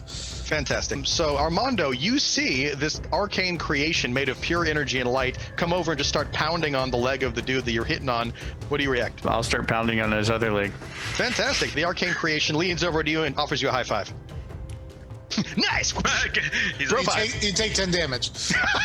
Ow! I can't. It's just pure energy. Don't touch it. Well, he's driven by your mind, so you know that Armando's a Yeah. We're good. All right, so with that, Azuri looks over at Kaz, the blade bride of the mighty Grok, and Azuri looks over at Kaz and says, "Little one, don't let my husband see you sit in his chair, but just between us, I think it suits you." And you kind of lean back like an emperor. Excellent. Excellent. And you conjure a glass of fine water to enjoy, and you're just like watching everyone else fight below you. Yeah. Good. I pour my own water into the little glass. Do you have a second glass? Yeah, I have the drinking glasses, so I offer it to the lady. And she smiles at you, and she looks down over at Atundu, and he's protected by V and E, so she's comfortable at the moment. And she says, "To your health, young one." Clink. And you both drink and enjoy the proceedings. Thoroughly confused as to why I'm just drinking water. This is why I don't heal Kaz. Exactly right. All right, so with that, the Arcane Crusher is not looking in very good sorts, but he's super interested in not making you guys alive. So he smacks at the Ethereal Friend here and does indeed destroy the Ethereal Friend. The Ethereal Friend takes more than 10 damage. He takes 15 damage for popping him. That's true. The Arcane Crusher kind of explodes. So the Arcane Crusher sprints with a speed that should not be possible for a stone construct. Something weird is going on with this guy, something special. And he charges, breaking through this stone pillar that rises up out of the sand floor, and he starts spinning in a whirlwind, trying to deal cleave damage to V and Issa over here in the corner. And I'd like for V and Issa to go and roll me a d6. Ooh, okay, Issa rolled a 1. That means you take extra damage. V, you only take 1 extra damage. Both of you take 9 damage, plus your damage modifier there. So that is ouchie full. And he continues spinning around and around and around. V, being that Atundu is in your arms, you get to say what happens to Atundu. I noticed the Arcane Crusher coming way faster than he should, so I toss Atundu up into the sky, up to his mom, and that's what distracts me and why I take damage. She's like, yeah. It lands right in her lap. That's exactly what happens, and she's surprised by baby on lap. Half a second ago, she was 100% sure that baby was safe because Issa and V were there, but holy crap, the Arcane Crusher did something not physically possible. But thankfully, due to your quick thinking, Atundu is indeed returned into the loving arms of his mother, wraps the baby in her arms, and looks down at V knowingly and thanks you wordlessly. It is now Issa's turn. I am going to quick shot, which is 2d6 plus 3. Excellent. Doing it. Let's see what devastation is unleashed. Holy crap. That's a bit bipolar, but that'll work. So you crit crapped the bed with a 1, and then you uber crit with a 6. So we'll combine that into 7, then add your 3. That is a mighty 10 damage to a crusher that was already pretty teetering on the edge there. And you are able to describe exactly how you defeat this arcane crusher that was threatening you, V, and the beloved little child Atundu. I've just been hit with a whole lot of damage, so I'm a little bit out of it, and I jump back 2 steps and notch my bow and immediately let fly and hit him square in the chest. That's exactly what happens, and as you do that, his chest shatters into 1,000 stone pieces, and this kind of red swirling energy that was animating its eyes dissipates completely, and the Arcane Crusher is no more. The crowd absolutely explodes. They are, ooh, see, ooh, see, ooh, see, ooh, see. And they are super into you. They're doing their best, man. They got the spirit. They got the spirit. Yeah, and you see that like T-shirts with your face on it are starting to be hastily scrawled, and they're being distributed among the crowd. And they're wearing them, baby. They're friending you on Instagram. They're liking you on Twitter. That's quite the land, honestly. It's super happening. It's super happening. All right, so the Arcane Crusher is indeed dead. And next up, we have V. What do you do? I'm almost dead. It's true. So I'm going to do my Burst of Light. Okay. And heal myself and Issa. Mm-hmm. So I'm going to roll 2d6 plus 4. Thank you. God bless you. El Shaddai smiles upon thee. You have 2 health. You're fine, V. Yeah. 2 health like, is as long as I have 1 health, I'm alive. So yeah, I'll target Issa and heal the 2 of us. Very good. So that's 10. Oh. Yeah. Everyone, round of applause for our healer, Thank desperately you. keeping us from the brink of death. Thank you, V. You've saved baby, you've saved life, and the T-shirts are selling very well in the stands. So I'd say it's a good day. And the Arcane Behemoth, its eyes glow a furious red, a very dangerous, deadly red, and it opens its mighty mouth, and this Exorcist level nasty red lightning and flame. It doesn't look like fire. It's twisted. It's Darkanist energy. It just fills the entire arena with this noxious flaming lightning. And I would like for everyone in the arena, including Kaz, so this is map wide, to go and roll a d6. Let's see what nasties occur to you. Kaz, you're high and stealing all the 6s. Exactly. The chair just shakes a little. Exactly. So Kaz got a 6, Issa 6, V 1, Leo 3, Armando 2. So Kaz and Issa, you guys are freaking awesome. You're really good at not getting ouchied right now. Kaz, how did you not get ouchied? The platform starts to shake, and I use the arcane energy just to resist it. Fantastic. That's exactly what happens. No. Issa, how did you not take any damage? I just saw the red bands coming at me, and I just kind of danced out of the way. It's a super stylish dance. The dance that you do starts trending on TikTok, and 1 billion people start doing it as well. Oh no. That's right. That's right. It's exactly what happened. And by the way, the dance that you do is mirrored by every single person in the crowd, and instead of doing the wave for I sue, they start doing that dance. It's like it's perfectly matched to yours. And you now have a trend on TikTok. I'm just kidding. And you now have a fan club internationally, and it's a beautiful thing. All right, so coming up next, damage. It's happening. So those of you that rolled, of course, so Leo, you indeed take 1 extra damage. V, you take 3 extra damage from what I'm about to tell you. Armando, you take 2 extra damage from what I'm about to tell you. The noxious fumes of lightning and red flame that's not really flame pervades the entire place, smacks you for 7 damage apiece, and then you add your damage on top of that for your personal modifier. V, how the heck did you take extra damage? Tell us. I can't roll. Like physically in the dirt, you can't roll out of the way? No, like I tried to get out of the way, and it's so much sand everywhere. Got my boots and heavy boots. You know, they help with the heat on the volcano, but not in sand. It's really hot out here, man. It's rough. You're like back down to like 3 health again. That's rough. So the healer is dying. Just be advised. That's man. Someone should heal him. Yeah. Physician, heal thyself. Leo, you are up. I'm gonna use Dark Trickster. Yes, sir. It's go time. From my last turn, I was running around, I was hurling the daggers at him, and then once I get right behind him, I pounce at him, and then I come with both daggers off the wall. Yes. Couple slashes at him, but then as I'm hitting him, I turn to shadow, reappear right in front of him. 2 daggers in the eyes, a tail grabs a dagger and comes right on the top as well. Frickin' yes! That's what happens. This is a freaking awesome ultimate ability, the Rogue's Best ability. Holy crap. That is just straight up Dark Trickster. Oh, that's right. +3, 17 damage. That's right. Armando inspired everyone with his beefy bravado. And Leo, with your insane levels of awesomeness, you do indeed smash straight through this dude. His left arm is completely severed and falls to the ground, and he falls to one knee, barely hanging on to life. And it is next up Armando's turn. I see the awesomeness of what Leo does, and I attempt it, although it probably won't go as well since I'm a Titan. I will run around him and kind of try to jump off the wall, and I will do a shockwave when I land on top of him. Do you tie a dagger under your banner? Yeah. I like that he's just like, oh, Leo jumped off the wall. I'm going to jump off the wall. I try this. That looked cool. It doesn't look very successful, just to let you know. Just for fun, Armando, roll me a d6 for style points and see how stylish you are when you do it. Standard it's d6. kind of like that office level parkour where you just kind of like jump off the wall. Parkour! And then he's like, yeah. Cool. So Dwight Schrute impresses the entire crowd.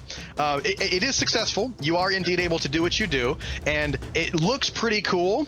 It's not Rogue that's been doing it for 10 years kind of cool, but as a freaking Titan who's not known for agility but like beef and girth, being able to push off a wall and nail this ability, the entire crowd stops silent for a moment, and then they all look at each other and go,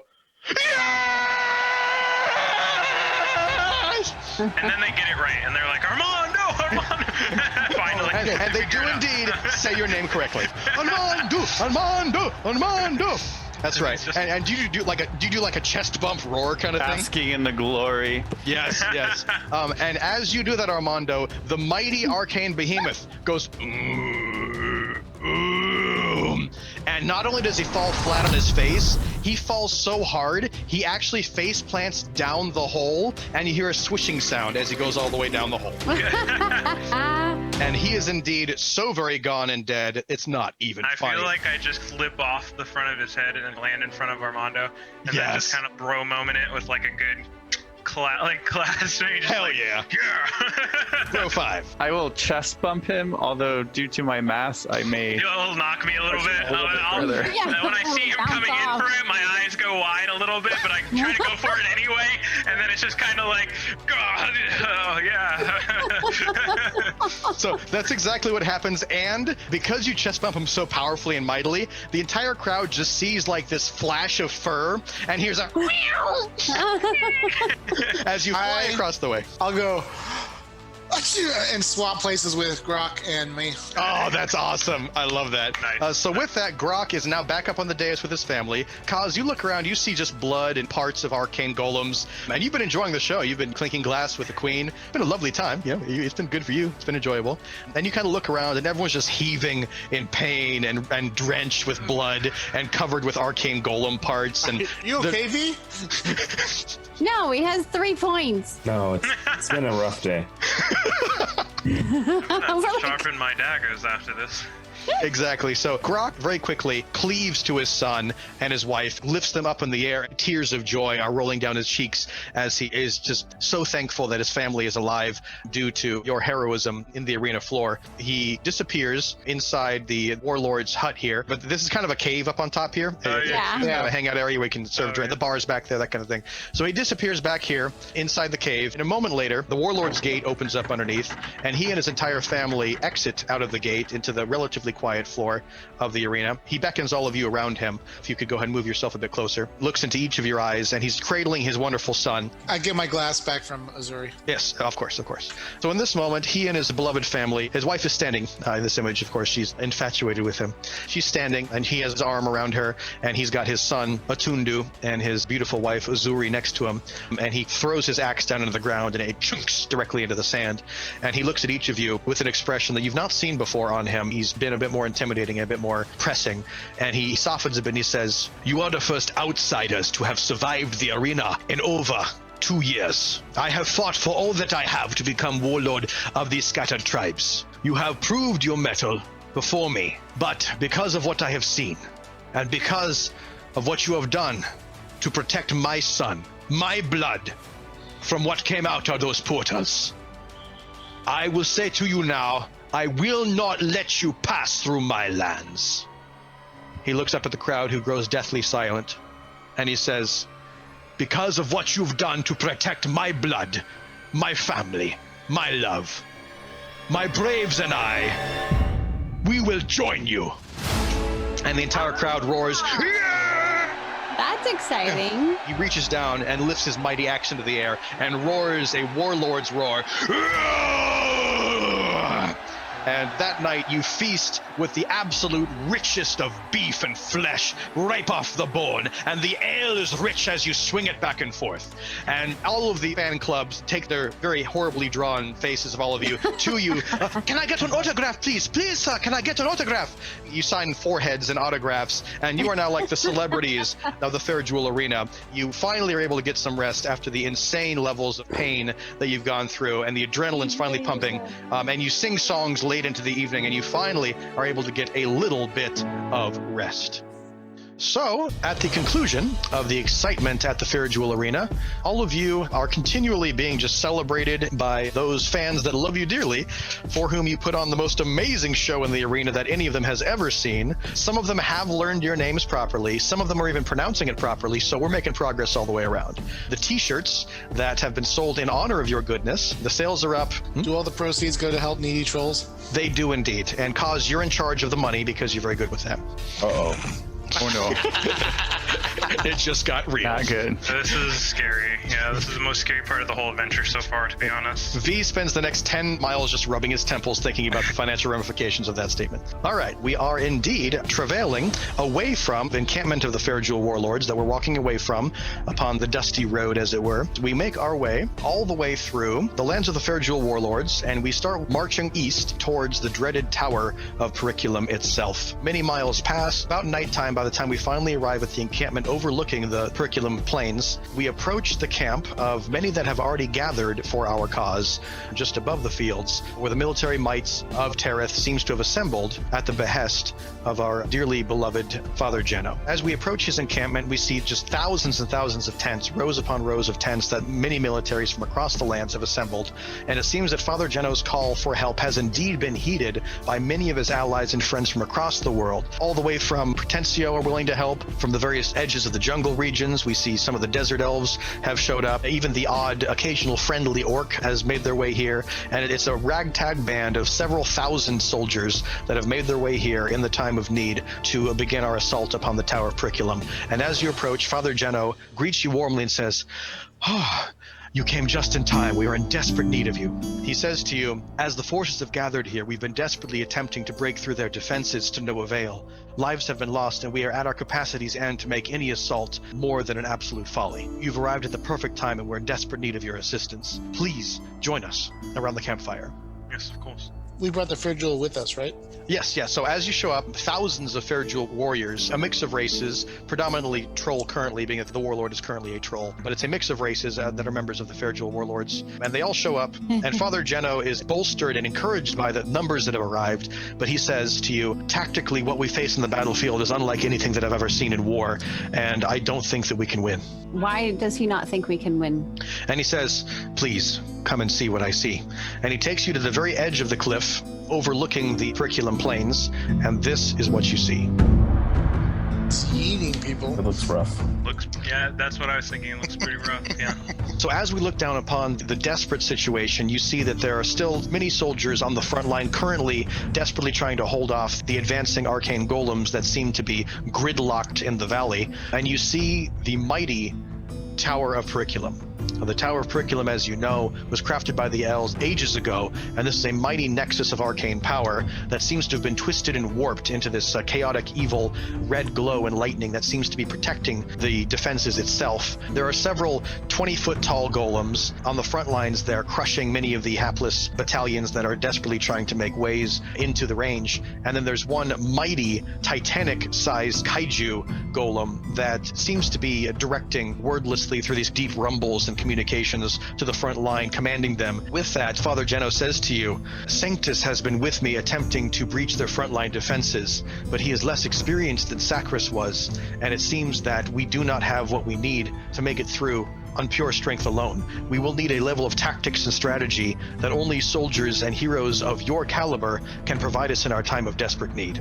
Is there a way to slip in behind enemy lines? While we have located an entrance that may be passable under normal circumstances, it seems the red cloud of Arcanist energy that enswirls the tower makes it completely impassable by any means that we are aware. Something must change, and we need your help in this time. And he beckons a few of his frontline soldiers over, and he says, these have been the battalion commanders of our various orders, and they are having difficulty navigating the terrain and the combatants that we face that we've never seen before. I ask something of each of you that I have never asked anyone else before. What are you asking us? I need for each of you to demonstrate your skills and leadership to lead the battalions of your order. Issa, demonstrate how best to be an archer in this desperate moment. I need for you, Leo, to be our frontline illustration of how a rogue is to operate at the maximum level.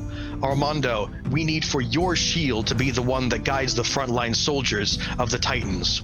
V, we need for your faith and devotion to strengthen the priests that are demoralized from the constant defeats that we face thus far. And Kaz, we need for your mind to be able to inspire the Arcanists that are here, drained of their might and energy, to see your example and to push forward where they have failed before. Could I pull you aside for a moment, Father? I have something pressing on my mind. You do indeed have a moment to speak with Father Geno. I have concerns concerning the other rogue-like figures you want me to lead. As I'm not very popular with my own kind of late, I've had many recent run-ins. I'm just curious, where did you get this lot? Because it's very common for my kind of people to be double agents or not work for the interests of our own. And Father Geno looks at you and he smiles, putting his hand on your shoulder, and he says, I'm glad that you asked. While some, dare say many, of the line of work of which you are traditionally accustomed do indeed operate in ways that may be different than what you and I would find acceptable, I assure you that my friends, those that have answered my call, are the kind that would be willing to work with one of your heart. I trust you. I hope you're right. As I do you, my son. And he presses his fingers upon your temple, and your thoughts are warmed with an inspiration that you have not felt before. Thank you. And I think the first thing that I do, one, I would sit down with each one of these guys to see what their thoughts are on strategy. Mine would instantly be to get the battalions of archers at the highest possible places where they can direct fire on, at least focusing on either the large golem or the small ones to knock them out of the way so that Leo or the front line can break through down there, and then have a focused attack on the large golem to get him out of the way. My question would be, we don't see the Arcanist here. While we have not seen or heard from High Arcanist Iricon Saul yet, we are confident that he is inside the tower directing the forces. Okay, so then I would say to you, brave heroes, what can we do best in our branches of offense to maximize the capabilities of the forces that we have here? The Titans can certainly stop the golems from moving forward. We can use our shockwaves and Titan smashes to basically pin them down to give you guys more time to dump damage. Perfect. And also, if a portal opens up anywhere, we should probably all just jump in the portal because I'm thinking it'll go right to this tower. Portals sound useful. I'm not quite sure about that one. They seem to go to other realms occasionally. Yeah, I'd probably be able to answer that. They do go to other realms, right? Cause you know from your studies and from your sensing of these particular portals, they're strange in their nature in that they seem to be able to transport beings distances beyond what the caster can see. And that's foreign to this world. Right. That is not known. Yeah. I will back Leo up with that and say, yes, he is definitely pulling the creatures from other places, not from here. How would you know? When I destroyed the first creature, I got a glimpse at its mind and could see that it was very foreign, very alien to us. You can read minds? Only when I explode you from the inside out with arcane energy. Smile. he's just. And he's like, I'm just gonna kind of back away from Kaz a little bit. back Just a away little slowly. slow guy. Take some notes. No, I'm just kidding. Oh, exactly right. So in the midst of this strategy discussion, you hear a loud and the earth shakes, and it seems that this mighty kaiju has just lifted a battlement and thrown it up on top of the camp here. And what you see next is the battle itself raging. You hear a massive rumbling and an explosion as the earth shakes underneath your feet, and you gaze down over the battlefield. You see the absolute terror of the battlefield as many battalions, hundreds strong, are crashing impotently against the front lines of these horrible arcane constructs that are crushing them underfoot, and you hear the cries of the desperate. As you walk down onto the battlefield, you see from all different races and creeds and types of people gather around each of you. There are about 1,000 soldiers under each of your battalions. And you each have a moment to speak to your class and your kind as the priests and the titans and the rogues and the arcanists and the archers all cleave to you, looking up to you for wisdom and counsel and advice in this moment. V, would you take a moment to speak to the priests that have been so downtrodden and depressed with their failed attempts to keep people alive and to press the front lines? What would you say to those faithful around you? So I look around, survey the area, and I see the defeat in their eyes, and I remind them of the oath that we all take as priests. How we'll lay our lives down to keep our allies, our brothers and sisters alive and healthy, no matter what the cost is, and that we are always willing to lay down our lives to make sure that we can keep the fight going. Amen. And quiet. Just walk away. And you can see that in each of their eyes, where there were black bags under their eyes and blood covering many of them and robes torn through many of these priestly sects, you can see just a brightness and a warmth and a strength within their hearts and their mind. And some of them had a little triangular symbol, kind of similar to what Father Geno wears, and that symbol started to glow slightly brighter as a result of the words that you spoke, breathing hope and inspiration into their hearts. With that, Kaz, the Arcanists all around you look to you, and some of them look down to you physically, but they look up to you every other way, and they wish to hear words for you to speak to them at this moment. Well, somehow I was put in charge. So, watch your lines of fire. Don't hit our allies. Aim a little farther back with the explosions. And keep going. And somehow that works. And he's just like, yeah, I did a good job. And you see some of the Arcanists, they wreathe their fists in fire, ready to go. Some of them freeze the air around them and shoot it up into the sky. Oh, and let's avenge Sacris. Am I in the glow? Some of them glow this emanating arcane energy, and they roar, ready to go. And with that, Leo, you have a moment to whisper secrets to your brethren of the shadows. I know. There's one of them. Wait, there's a real cat. No. When you said whisper secrets to the shadows, immediately the cat went. It's like, what? I was already whispering. No, I'm just kidding. I know you all have been having difficulties here, and it's been a tough fight. But we fight for something more than ourselves, as we normally do. We fight for something greater, and we must step up in this moment, as we are constantly underestimated and misjudged. That's perfect for us. It's exactly what they want. The enemy thinks they have this fight. They think they have us where they want us. But that's exactly where we want to be. Because when we strike from the shadows, they'll never have seen it coming. They will have thought we had them by the throats, but no. Suddenly we'll come like a blaze, crashing through them. We will decimate every one of them with our sharp daggers and our sharper wits, and none will stand, none will remain, and we will stand victorious. Not just for ourselves, not just for the brothers and sisters next to us, but for every person in Terrath, every person who fights for life and fights for hope. We do this so that light may prevail. You hear a subtle whisper echoing from them, and they say, "Justice from shadows. Justice from shadows. Justice from shadows." And they all whisper to each other knowingly, "Justice from shadows." Shing! And they all start unsheathing their blades. With you, they all disappear into a smoke bomb all at once. It looks like the Area 51 raid with everyone in Naruto running towards it. It looks freaking awesome. They're all invisible, so you're Yeah, that's true. But if you could imagine them, they're all... Yeah. Not like Kaz has like an arcane, like somehow he's able to see them. Yeah. You lean up to one of them and you say, "Do it, because I'm Catman." First of all, at that moment, I'm going to go ahead and award the very first inspiration dice of the evening. Leo, holy crap. That worked. Leo, you indeed have the first inspiration dice of the evening. That was mighty. I'll need it. That's right. I've been rolling tonight. That's right. And coming up next, we have the front line, the spearhead of this campaign. Armando, what do you say to the Titans who salute you as you walk by? Titans, prepare yourself for glory. Hold the line. If you get knocked down, get yourself back up and continue to press forward. And they all roar. And they smack their chests with their weapons, and their armor glistens, covered in the blood of previous battles. And they are renewed with a vigor and an energy that they have not known. And they follow you to the very end. Tonight we dine in hell. Exactly. So at that moment, all of the archers from 100 different races and lands look towards the beautiful Issa as she begins to speak to them words from her heart to theirs. The Titans have the front line, and the Arcanists will have their backs. The rogues are in shadow. The priest will be here to heal us. What we must do is strike true to the heart, like the sharpest arrow point. We will cut them down without compassion, without fear. We will do it for Sacris. We will do it for Father Geno. We will do it for all of our peoples.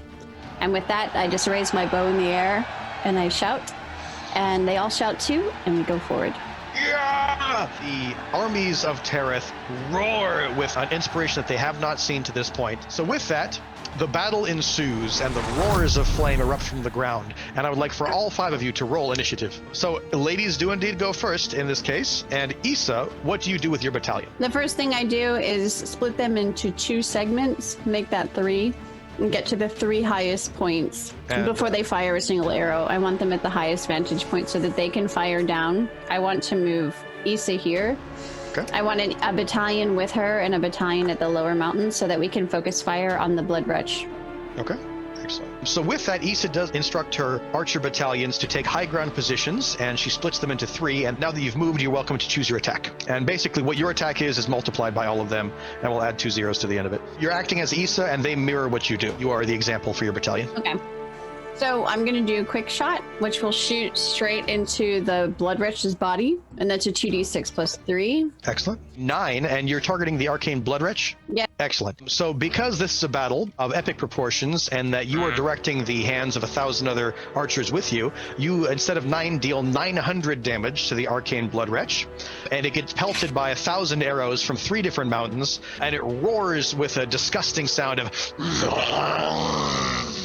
And with that, I would like for all the battalions to roll a d6. The arcane Blood Wretch just explodes this massive red energy, and it seems to siphon life energy from you as a result of its rage by being so mercilessly attacked by the expert archers upon the hilltops. The base damage that everyone takes is 600 damage to your battalions. You'll adjust your health to be 6. This is a battle of epic proportions. Truly. So 600 damage goes out to your battalions, and it's massive. Next up, we have Armando. What do you command your battalion to do with you? A bunch of these little battalions. Those gray battalions are battalions that are currently locked in combat that are on your side. They're good guys, but they're not controlled by you, and they're dying rapidly. 1,000 arcane casters make snarky comments about receiving healing. Man, if only someone would heal us. They're all Genji. They're all just like muttering amongst each Jeez, I sure wish we had some healers on our I wonder if the healers even bothered to show up today. We're gonna take our bag and leave and see what happens. They just walk the opposite direction. Let's deal with this. All right. I love it. Armando, what do you inspire your soldiers to do? I am going to divide my people into 3 different groups. Okay. So I'm going to take some of my best men. And keep in mind, you are subdividing your forces, so you're not multiplying them. But yeah. Yeah. I make a lot of babies instantly. I can't. Because I'm Armando. I will take my best men, and as I'm going past Leo's group, I will ask him to follow me in this direction, flanking type of move. I'm going to do a champion's roar. Excellent. Hold the line and buff everyone else. Everyone restores 4 health, which is deeply needed, and it does increase all battalion damage by 3 for this next round. So the Titan is indeed frontlining it like a pro.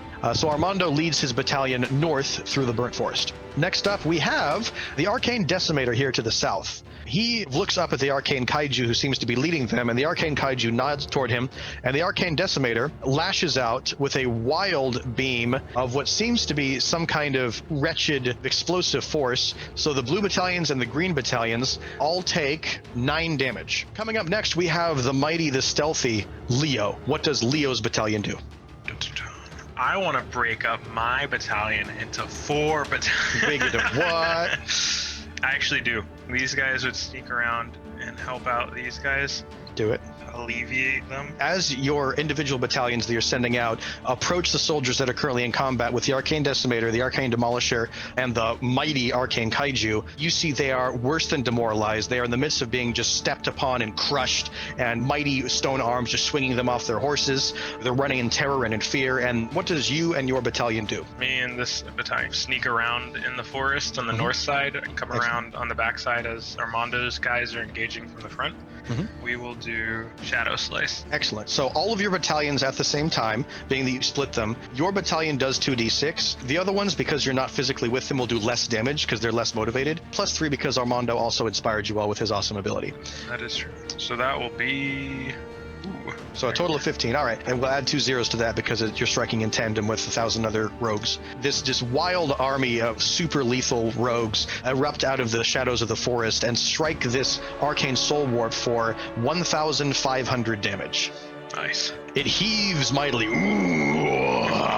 as it stomps, desperately trying to swat at flies as it has no idea where this damage is coming from, and it is confused and dazed. And it is indeed Kaz's turn. Kaz will go. It looks like Issa had a plan.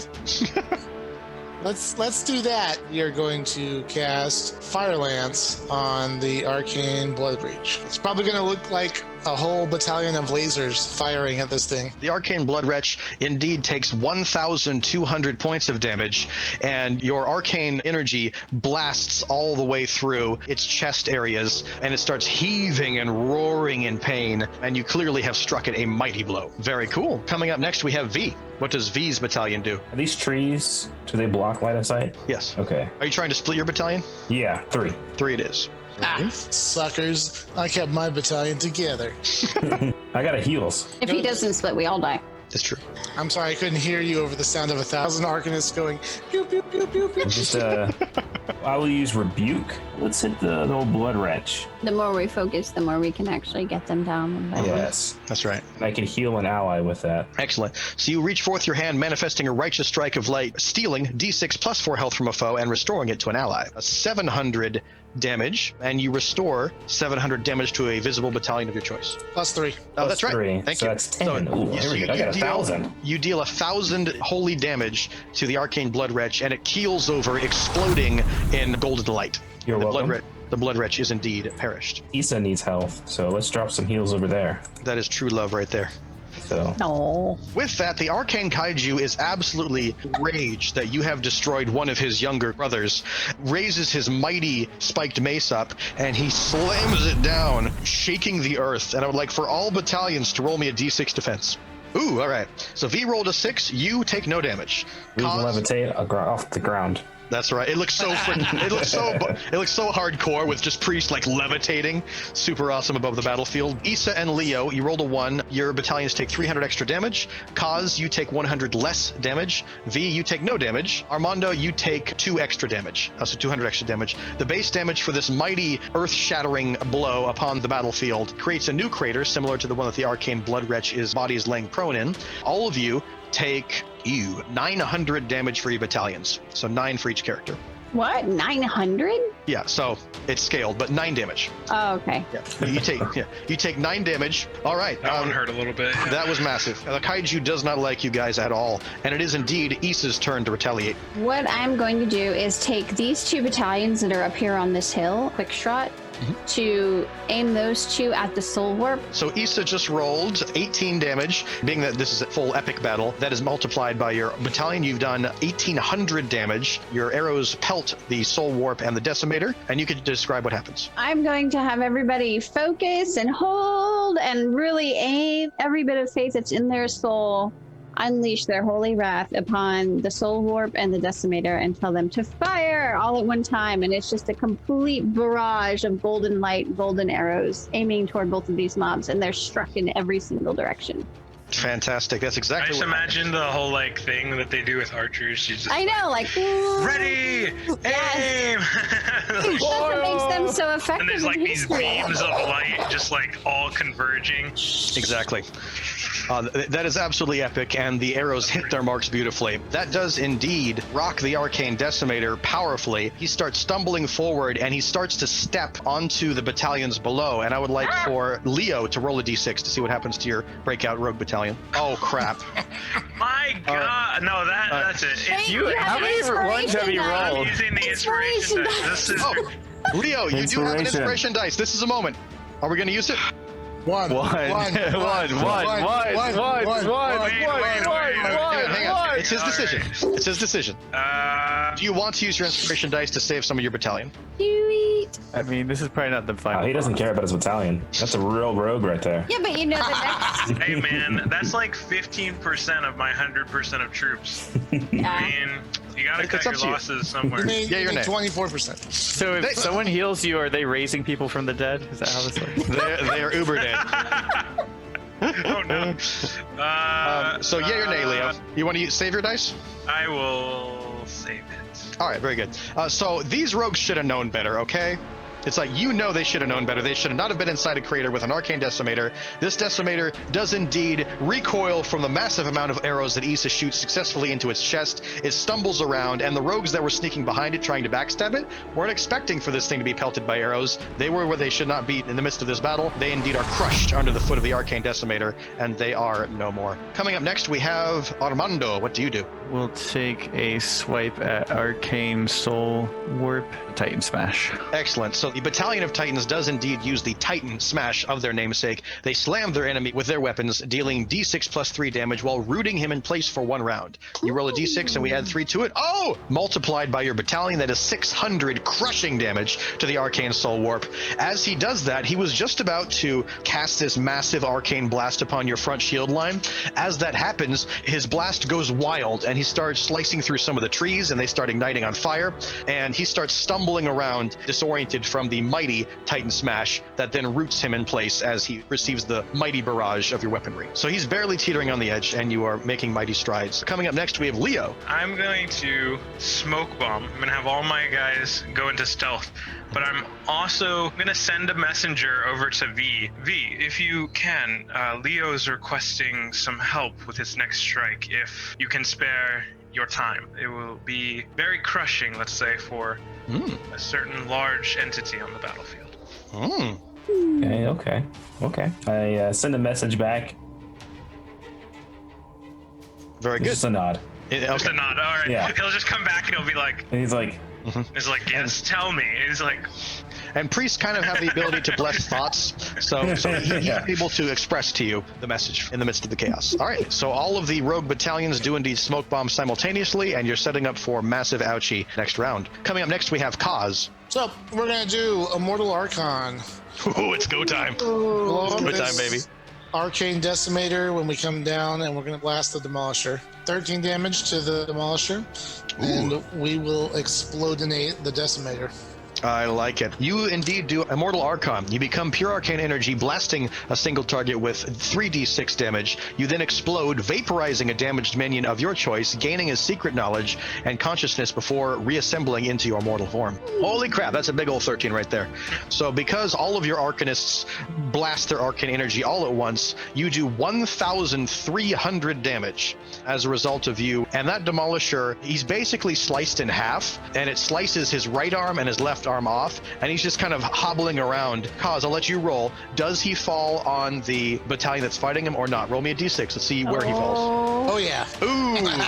So, in his chaotic strides, he does indeed collapse onto the battalion that's directly in front of him. Thankfully, enough of them were able to move out of the way that it didn't decimate all of them, but some did indeed perish as a result of the calamity before them. But those that you saved as a result have you to thank for it. Coming up next, we have V. What does V do? All right, so I got my message from Leo, and so I tell my troops to focus on his troops, and we'll cast our Divine Inspiration. Excellent. Now we're going to kill everything on this battlefield, including our own troops, by the end of this battle. So this is not going so well. That's how wars go, man. I was aiming for Leo. We'll still be alive, but everyone else will be dead.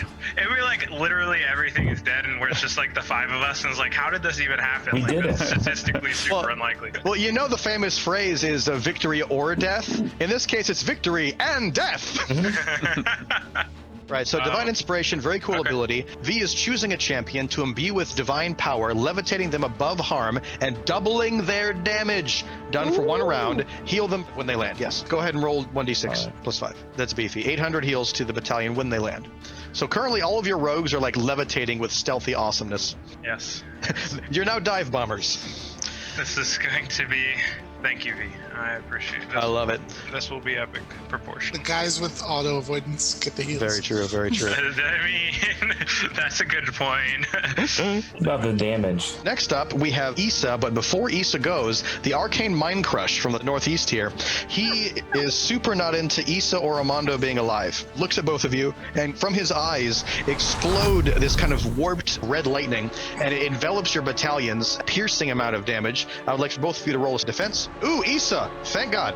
Issa rolled a 6. That means she protected her battalion from damage. How did you do that? I had everyone stand back and watch what's going to happen, and of course they're all very agile and apt people. They immediately pulled back, were light on their feet, and switched to the side. Completely missed him. That's fantastic. That's exactly what happens. The Arcane Kaiju closes his eyes, and they kind of flutter for a moment as you see that he's receiving some kind of instruction from the tower. And when his eyes awaken, he is in berserker mode. He lifts his mace high up into the air and sweeps wide, crushing the mountain in the middle here, all the way through. No. And as this mountain explodes, all of the rocks cover the entirety of the battlefield, and all battalions are about to take a heavy beating. The damage that's coming out from the Arcane Kaiju is 1,100 damage. So that's 11 damage to each hero. Armando got a 1, V got a 1, Kaz got a 4. This is not good. No. Okay, this is really rough, guys. This is really. Oh my God! Oh my God! Wait, Leo won't take any damage. That's true. Leo's safe. Thankfully. Yeah. So what's gonna happen here is everyone's gonna be dead. Can I give somebody my inspiration dice? You cannot. It has to be for one of your rolls. But so here's what's about to happen. Everyone dies. Crap. Leo reappears. Okay. And he kills everyone. So here's what's going on. At this moment, Kaz was very low on health, and he took a brunt of damage as part of the mountain that this gigantic mace struck through and exploded this mountain. Much of his battalion was completely obliterated by it, battered by the rocks falling from the sky, and they indeed are unconscious. Kaz is barely breathing. You can see that he's crushed partially under one of these mighty boulders. And he's currently unconscious. Armando, our front line, who's been desperately holding the line against the Arcane Soul Warp, standing so close to the mountain, his entire battalion took incredibly large boulders directly down, crushing most of them. And Armando is barely breathing, currently unconscious, and his shield has been flung wide from him. His pole arm is almost broken in 2. He's on the ground in desperate circumstances. During this time, Father Geno, Ari, and Sanctus are on the top ledge trying to send out ranged heals and support people, and specifically encourage the forces that are gray, that have been pummeled and destroyed. They're trying to help direct their operations. And Father Geno sees that the tide of the battle is turning against us. and he begins to pray. And he says, El Shaddai, in this time of our greatest need, we beg you, please show yourself and share with us what we need to prevail in your name. And as he does that, he raises his arms up to bless the entire battlefield, and Sanctus and Ari contribute by helping to keep his arms up in the air and to support him through the entirety of this battle to persist a blessing. He says, El Shaddai, we beg you, show your strength in this moment of need. And as that happens, something that has not happened in ages takes place. In a moment, a mighty white dragon with a wingspan 200 feet wide. Guntius himself, one of the 3 radiant paragons, an image of him soars over the battlefield. A glimmering image of a beautiful white dragon with a wingspan of 200 feet soars over the battlefield, and he opens his mouth, and out comes a pouring radiant of white flame that explodes across the battlefield, hitting the arcane kaiju and weakening the kaiju's connection to the tower, as Guntius cries out in a voice that cannot be heard audibly, and he says, El Shaddai has heard you in your time of need. El Shaddai is with you. Fear not. And his voice rumbles in your very soul as nothing is heard audibly, but your soul hears the message as the entire battlefield is bathed in a white flame, cleansing up the poison of the red darkness as Guntius flies over the battlefield and then disappears into the ether of the beautiful holy arcane. And with that, the arcane kaiju, you can see the red in his eyes dim dramatically as the red that's circling the tower dissipates completely. Wow. And you see that the gate at the bottom southeast here, the gate seems to crack a bit, and you can see a bit of red light from inside, and you get the impression that the defenses of the tower are now down. So at this moment, being that 2 of you are unconscious currently, you're down to 0 health, you have an opportunity to possibly roll yourself back to life. That's how the death system works in this game, and you have a total of 3 turns to try to roll a 4 or better. So if you roll a 3, 2, or 1, you fail that roll, and things become more dire. So first, Armando, I would like for you to roll a d6 to see if you're able to restore back to 1 health. Do you roll a 6? Roll a 6. Oh, thank you. I rolled 6. Praise El Shaddai. So in that moment, Armando, what did you hear? What did you do that inspired you to breathe heavily and push this boulder off of you? What happened? Okay, I'm going to hear a whisper in my ear, and it's going to kind of increase my strength and allow me to push and move over the boulder. And I'm going to feel revived. Even though I've got 1 HP, I feel revived. This is an absolute miracle of El Shaddai. In your moment of need, you rolled a 6, and you went from unconscious 0 to 1 health. You're barely alive. One of Leo's agents is like, you can't be weaker than a cat. I'm going to try to take a swipe at the open air. Well, a cat does have 9 lives. Titans only have 1 big one, so yeah. All right, so now, guys, this is a moment of truth for Kaz. Kaz is currently unconscious at 0 health. Let's see if his roll pushes him closer to death or helps him desperately claw back to life. Wow. Okay. Okay. This is a beautiful miracle. Kaz rolled a 4, just barely enough to kind of stir awake. You are still under a significant amount of rubble, and you cannot move. You only rolled a 4, so it's not as good as a 6 result. You're barely breathing, and your face is bloodied, and your robes are nearly shredded, and most of your platoon is dead. But somehow you were able to barely crawl out from under one of the rocks, and it's looking bad. It's looking dire. You have 1 health. Father Geno says, now is the moment. The defenses are down, heroes. Now is your moment. And he continues to hold his arms as they're shaking, bringing forth this bright, radiant light upon the battlefield. The kaiju begins stumbling and rumbling, and he says to you, the time is short. Look up. And you see that the 3 moons of Terrath begin shifting and moving in a way that has never been seen before in the celestial calendar. And the red moon seems to be growing in size as the water itself begins lapping up onto shore, far more than water should with tides. Something different is happening here, and the gates of the front gate begin to creak open as you sense a desperate need to push on. Sanctus continues to hold up the arms of Father Geno, who's just quivering under the power and the might of the holy energy that's being radiated through him directly from El Shaddai that's pressing the advance from the battlefield. The battle continues to rage on. I am going going to quick shot ability, so 2d6 plus 3. Ooh, excellent. That's 12 damage, and that's multiplied by your battalion. You do 1,200 damage to the Arcane Soul Warp. Like an arrow churning factory. That's right. So the Arcane Soul Warp takes the brunt of all of those arrows and explodes in a pile of rock, and he is no more, thanks to Issa's battalion. Yay! Fantastic. Coming up next, we have Armando. What does Armando do? Yeah, I see that Leo has disappeared, and I know what's coming next, so I'm going to go ahead and do a Champion's Roar, and I'm going to heal all my allies for 1d6. Okay. 1 HP. No. All right. It's 100 HP. It's 100. That's right. More impressive. But more importantly, we're going to add 3 damage to his next attack. Next turn. Fantastic. All right. Also at that moment, it seems a few friends happen to arrive.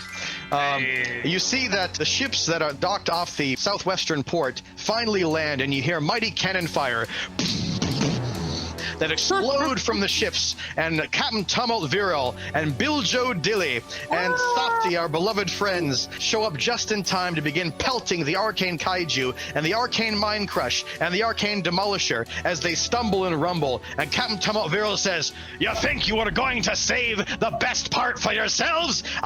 Let me at them!" And the pirates of his ship begin pouring out into the battlefield to bolster your ranks. And Biljo Dilly says, "I tell you what, this is worth skipping Arcane Gumbo for any time. Let me at him."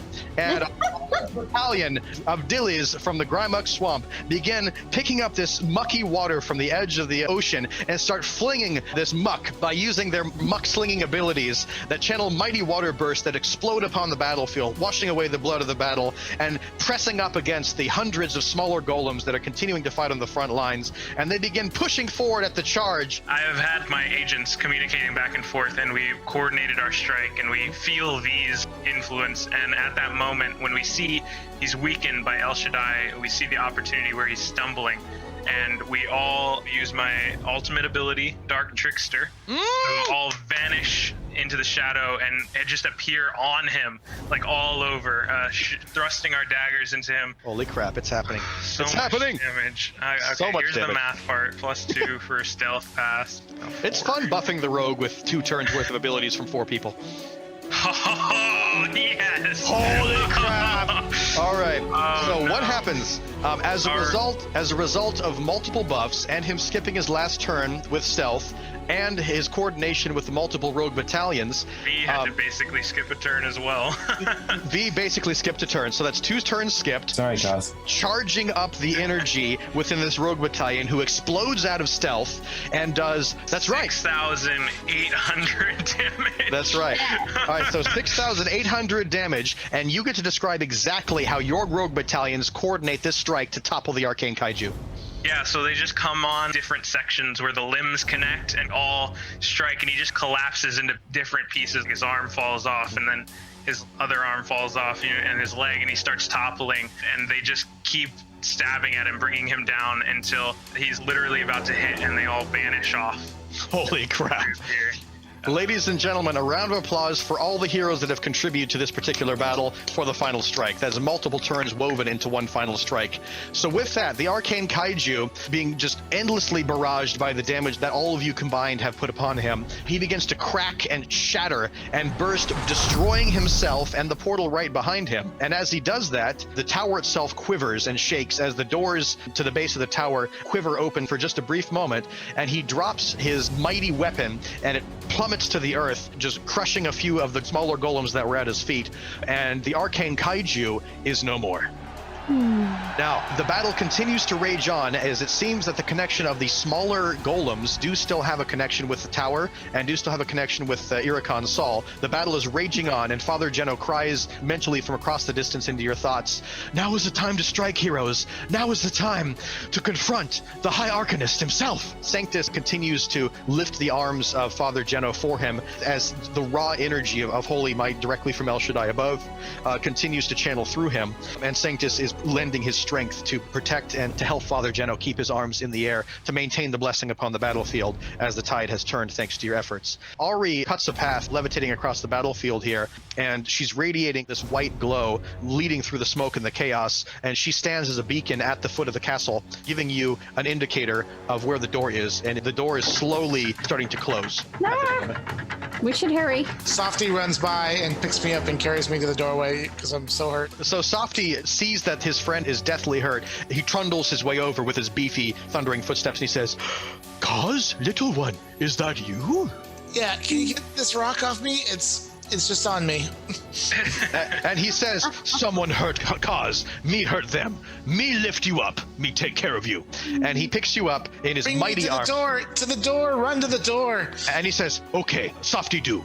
Like a frickin' bull in a china shop, he just like Reinhardt's his way through all of the arcane golems that are trying to block his way. And he just bowling pins all the way through. And in record time, breaking the land speed 100-mile dash, does indeed take you all the way to the door. Just before the door closes, he's able to sneak you through the door and say, "Cause, me fight bad guys here?" Yes. Do you see those dragons? "I see no dragon." Okay, just checking. Softy says, "Me hurt bad guy for you. Me make Cause proud."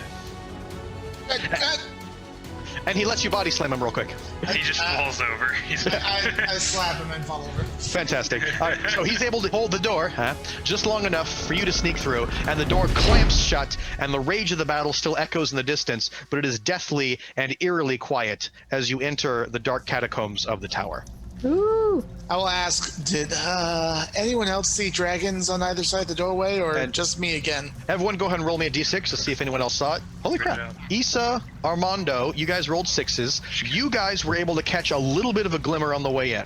Normally, only those that are deeply gifted in the arcane would be able to see this level of arcane. But Kaz, Issa, and Armando, you saw a glimmer of what seems to be a red dragon. It's a very unusual sight. Normally, you don't see red dragons, and they disappeared as soon as they sensed your presence. So with that, you begin to delve into these catacombs, and there's a spiraling staircase that seems to move up and up and up, and you continue traveling in this dark staircase, and you hear echoes of war, the shrieks of terror. You hear sounds that are not physical. There's something weird about this staircase that warps and twists consciousness and awareness. So as you make your way up the tower, there are lots of winding pathways, but the staircase seems to move in a fairly vertical direction, and you make your way into a strange room, a room that none of you have ever seen before, and this is what it looks like.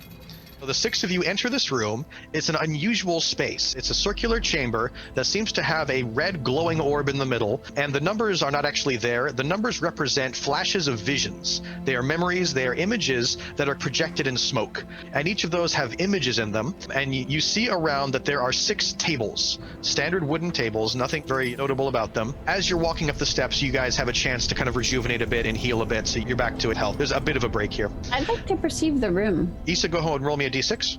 You are an elf, so you may have some kind of attunement to this room. Well, I have +5 on perception. That helps too. V just rolled a 1 for perception, so you are so focused on healing everyone that's dangling on to desperate health. Your focus is on getting them alive. So you don't even care about the room. You want to keep your friends alive. I want to know about the room. Can I heal them? Yes, so you heal them back to full. It's maybe 5, 10, 20 minutes that you're walking up this spiral staircase and you have a chance to heal up. So Issa, your excellent roll of 10. Kaz, also roll me a d6. Leo, you're aware of some of this as well. Kaz is an elf as well, so this room might speak to the elves a bit more than normal. Armando, you're the strong one, and you're likely tending to Kaz, who you're dragging up the stairs, being that he's so worn out and nearly dead, and you don't really care about the room as much. But those that rolled an 8 or better, you recognize this room is of elven construction, as is the rest of the tower.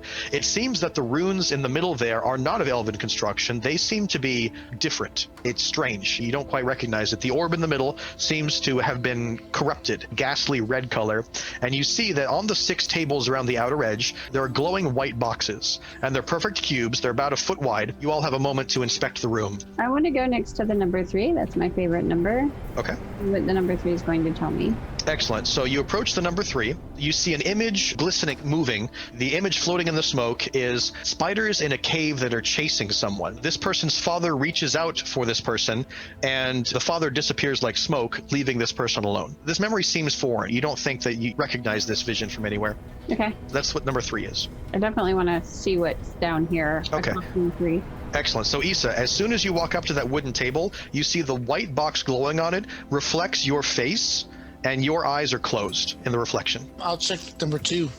Okay, so Kaz, you walk up to memory number 2, and you see an elven man glistening with skin like the scales of the sea, kisses a woman with a long blue ribbon wrapped around her waist. Okay. I think this is yours, Armando. Yeah. I want to walk up and look at number 8.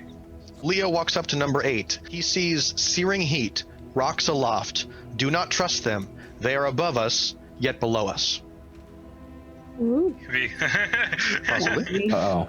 It could be either of us. That's true. Look at number 9. Okay. Elven spires soar high above the trees. They could never accept you. You are not one of them. You look like them, but they know the truth of what you are. This is about Armando. I think you're right. Kind of spoilers for future chapters, but we're not going to go there. Comes over here. He's like, "Yeah, V, you're right. It is Armando. Armando, come over." That's a good question. It doesn't look like anybody else around here. So you notice that the other 5 boxes are still a pure white, and there's nothing about them that's changed yet. Only one of them reflects the face of Issa. I'll go to 1. That memory is strange. You feel young, alone, and afraid. A strong wolf walks up to you and shapeshifts into a man, and reaching down to you, lifting you into his arms. That's mine. I'll just tell everyone because I don't know what it is. That's my We're just all adopted sharing dad. these experiences. Yeah, that's my adopted father. He's a wolf? He's a shapeshifter. He's the strongest tribe of the Hemanawans. What's at the table? So Kaz walks to the north table. As you walk up to the table, this perfect white cube glistens briefly, and your face appears on the front of this white box, and your eyes are closed. I'll walk up to this other table. Armando, you walk up to the white box, and an image of your face appears with your eyes closed. There, you remove the box and put it on 8. As you try to reach out and touch the box, roll me a d6. Okay, you take 7 points of damage. Oof. Okay. Can I still lift the box up though? You can try. Roll me a d6. So just from touching it, you got to... No, not if it's already giving me damage. Okay, Leo, do you wish to walk up to a box? Sure. Okay. I'll walk to this one down here. Very good. All right, and Ari walks to a box. As you walk up to each individual box, that box imprints upon you. Your face displays with both of your eyes closed. I listen to the box. See if it tells me anything. Roll me a d6, V. Let's see how perceptive you are of what's going on. V just rolled a 1. You were so exhausted from pouring so much of your life energy into healing the entire group. You are exhausted, and it's difficult for you to process the complexity of this room. After he gets next to the box, I will say, Issa, stand on 1. Okay, so I'm gonna go and stand in this space here. Excellent. And I want to know what happens, because I feel like this would be a magical area, like something would be triggered or something would be attached or belong to me. All right, so as you stand on memory 1, that memory is you feel young, alone, and afraid. A strong wolf walks up to you and shapeshifts into a man, and reaching down to you, lifting you up into his arms. As you do that, you completely relive that memory fully and deeply, and as your eyes flash open, you are surprised that you're suddenly back in a room you almost don't recognize. It almost transported your consciousness through time, and you relive that moment perfectly, and that memory floats through the air and perfectly rests inside the box, and one of your eyes open on the box. Can I walk? I go to 2.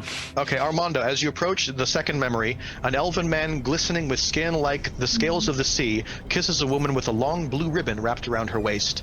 You've envisioned that moment, and it hits you like an absolute truck, reopening a wound that you didn't think that you could feel again. And as you do that, a tear moves down your cheek, and that memory floats through the air and rests inside your glowing white box, and one of your eyes on the box is now opened. Well, looks like we get to figure out who else is what. Wait, question though. It's a magic. Should we do this in order? I figured it out. I'm just kidding. I would say let's do it in order. Let's see what 3 is. 3. Spiders in a cave chase you. Your father reaches out for you, and he disappears like... I'll finish reading it for the sake of it. Spiders in a cave chase you. Your father reaches out for you, and he disappears like smoke, leaving you alone. So as you go up and you stand on 3 there, you experience 3. The third memory soars through the air like smoke, and it rests inside the white box. And one of the eyes on the box opens. All right, we got this. Someone check 4. I All can right. check 4. 4. Green forest alive with life is slowly warped by poison. Your brothers die around you, and you are left alone until a red hand reaches out to you, lifting you up. That would be cause. I feel like cause, yeah. All right, Kaz, what do you do? Go and get in the moment. All right, so Kaz, you do indeed move up to the fourth memory there, and as you do that, it floats like smoke into your box, and one of your eyes opens on your box. Can I go look at number 5? You may. Number 5, shadows and fear engulf you. The sea crashes against the ship. Framed for an evil that was not yours, pain severs you. An angel restores you. I go stand on it. If she explains that to me, obviously. It's a memory that she verbalizes. Leo moves up to number 5, and that memory floats through the air as you relive the pain and the unusual joy of one of those moments. And one of your eyes opens. That's 6. All right, Armando, you move to 6. Armor broken on the battlefield. Polearm shattered. Face cut deep by an orcish blade. Soft hand touches your face. Face mended. Heart broken. I can feel it. I step into 6. That memory overwhelms you as it does indeed move to your box. And for the first time in the entire room, both eyes open on your box, and the box dissipates into a beautiful white glow that travels back to you and fills your chest, healing broken memories. Or I listen to 7. Jungle green flashes by. Mother running, panting, weeping. A basket of safety in a world of danger. Nothing is certain. It has begun. I'm pretty sure that's me. So the memory floods you, and you relive moments that you didn't think you could possibly remember. Yeah. It shakes. I probably don't remember, and now I'm like, what is this? It is a memory that was recreated for you in a beautiful and painful way. And that indeed does fly across the room to your box, and your eyes open. Your white box dissipates into a beautiful white glow, and it soars through the air. And as it enters your chest, those shattered memories are restored. 8. Searing heat rocks aloft. Do not trust them. They are above us, yet below us. Is that UV? I think you're right. Kaz would know because he knows my backstory. V, as you approach your memory, it fills you with a painful, sharp vigor. It flies through the air. The second eye is opened on your box. Your box dissolves into white light. That light fills your chest, and your shattered memories are restored. Kaz, as you approach number 9, the memory is elven spires soar high above the trees. They could never accept you. You are not one of them. You look like them, but they know the truth of what you are. Yeah, that's me.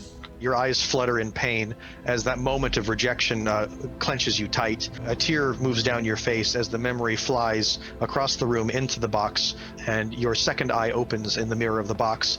The box dissolves and white light moves to your chest, cauterizing that painful memory and restoring what was broken.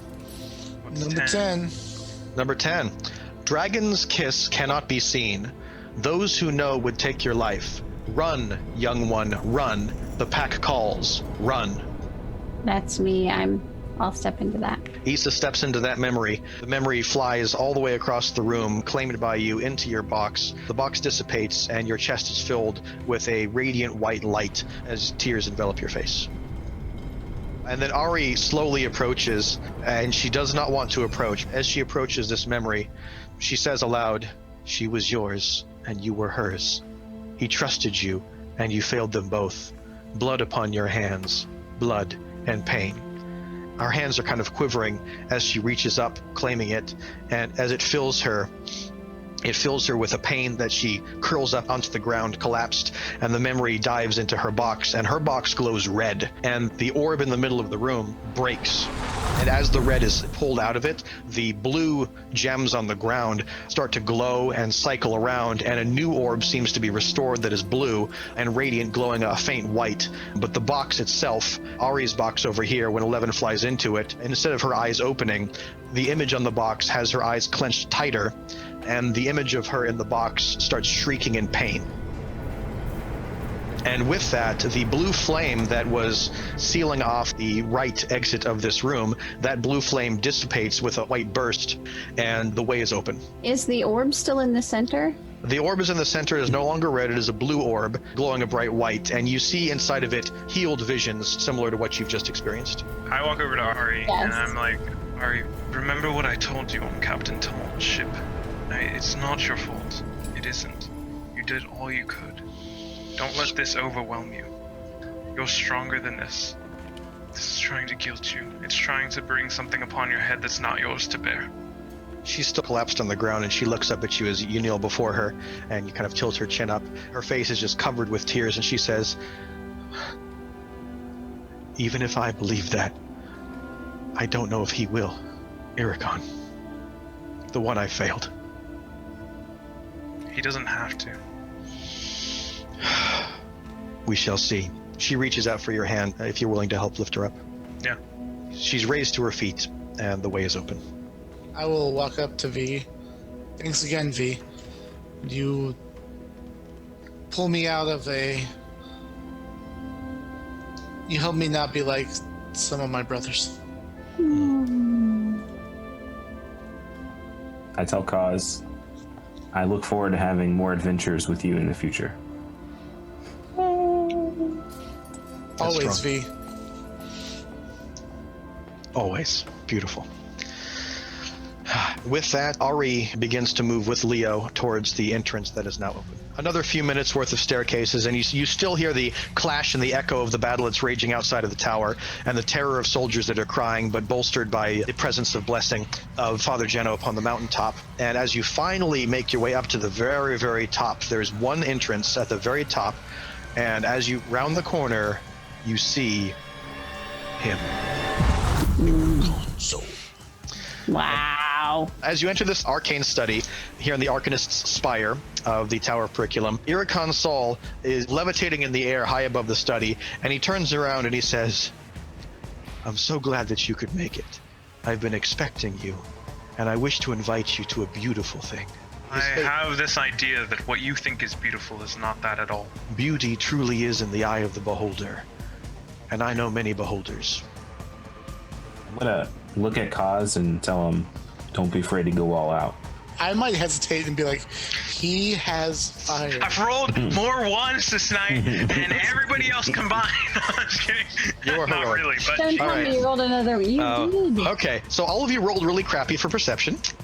Leo got a 1, V got a 1. I won't let you add perception to this for a specific reason. Okay. There is an aura in this room, likely crafted by High Arcanist Iricon Sol, that is confusing your mind. And because of that, Leo, V, you rolled a 1. You were so overwhelmed by the painful energy in this room that it's messing with your senses. Kaz, because you're more attuned with the arcane, you're able to peer through a little bit of this chaotic veil swirling around this room, and you notice that while most of his garments seem to be a traditional High Arcanist garment, the robes seem to have been tainted by a strange marking, a black draconic marking covering these red robes. You see that his right leg seems to be in some kind of arcane cast, a walking device. His right leg seems to be broken or deeply damaged, possibly from war. When he moves, he seems to hobble and lean upon it. You see that he has 3 painful gashes of some kind of claw marking across his face that has destroyed his sight in his left eye. And for those of you that rolled a 3 or better, so Issa and Kaz, you see this, that there's something upon his garments that does not appear to be something that an Arcanist would traditionally wear. I noticed one thing immediately upon looking up at him, and that is the marks upon his robe are exactly the same as the ones that I keep hidden upon my face. So instantly I'm becoming aware that he is somehow in league with some form of powerful dragon, and that it's very ancient, very old, and very powerful. And then I'm immediately drawn to the ribbon that he has connected to his waist and wondering what that is.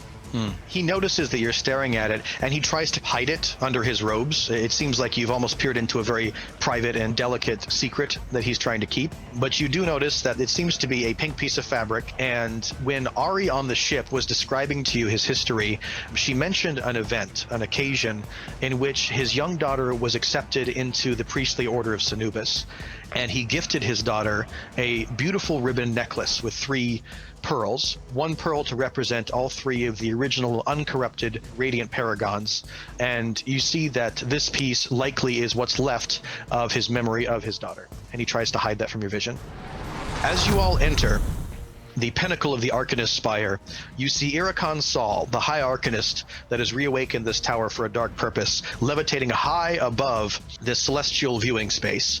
You can see orbs and planets and moons and stars swirling all around this beautiful space that was originally created by the elves for good purposes, that is being corrupted by his presence here and what is driving him.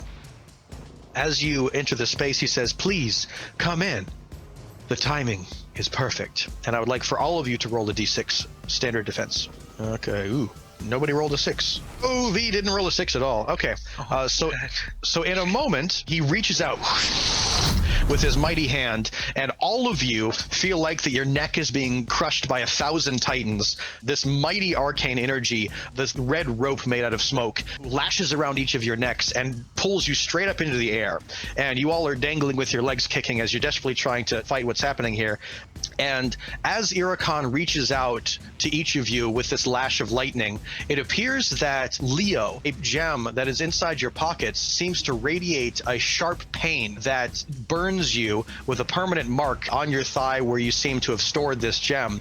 And this gem seems to be one that you stole from an innocent shopkeeper in the Tulumasha market. And you feel a pain of that moment that seems to sear itself into your left thigh where you were storing that gem for future use. V, you're about to go unconscious. You rolled horribly bad with your 1, and it's looking rough for the healer. Ari is really the one that he's interested in.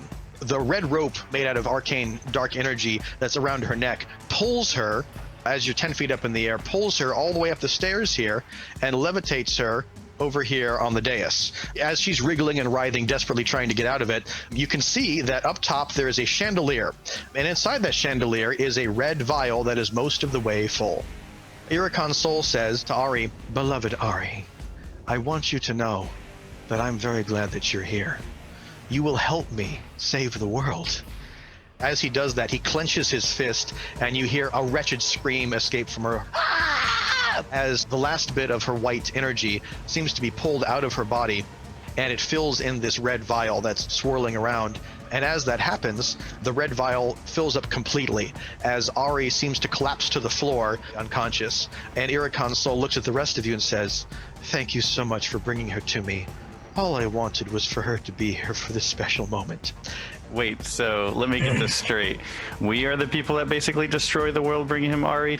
Well, it gets better than that. Classic. We saved the world by getting Ari back, and then we brought her back so that he could, it's just destroy the world. Right. It is the round. So we are actually the evil people in this story. I think so, yeah. We're not unwittingly evil. Are we the baddies? Yeah. We're the big bad. Unintentionally bad.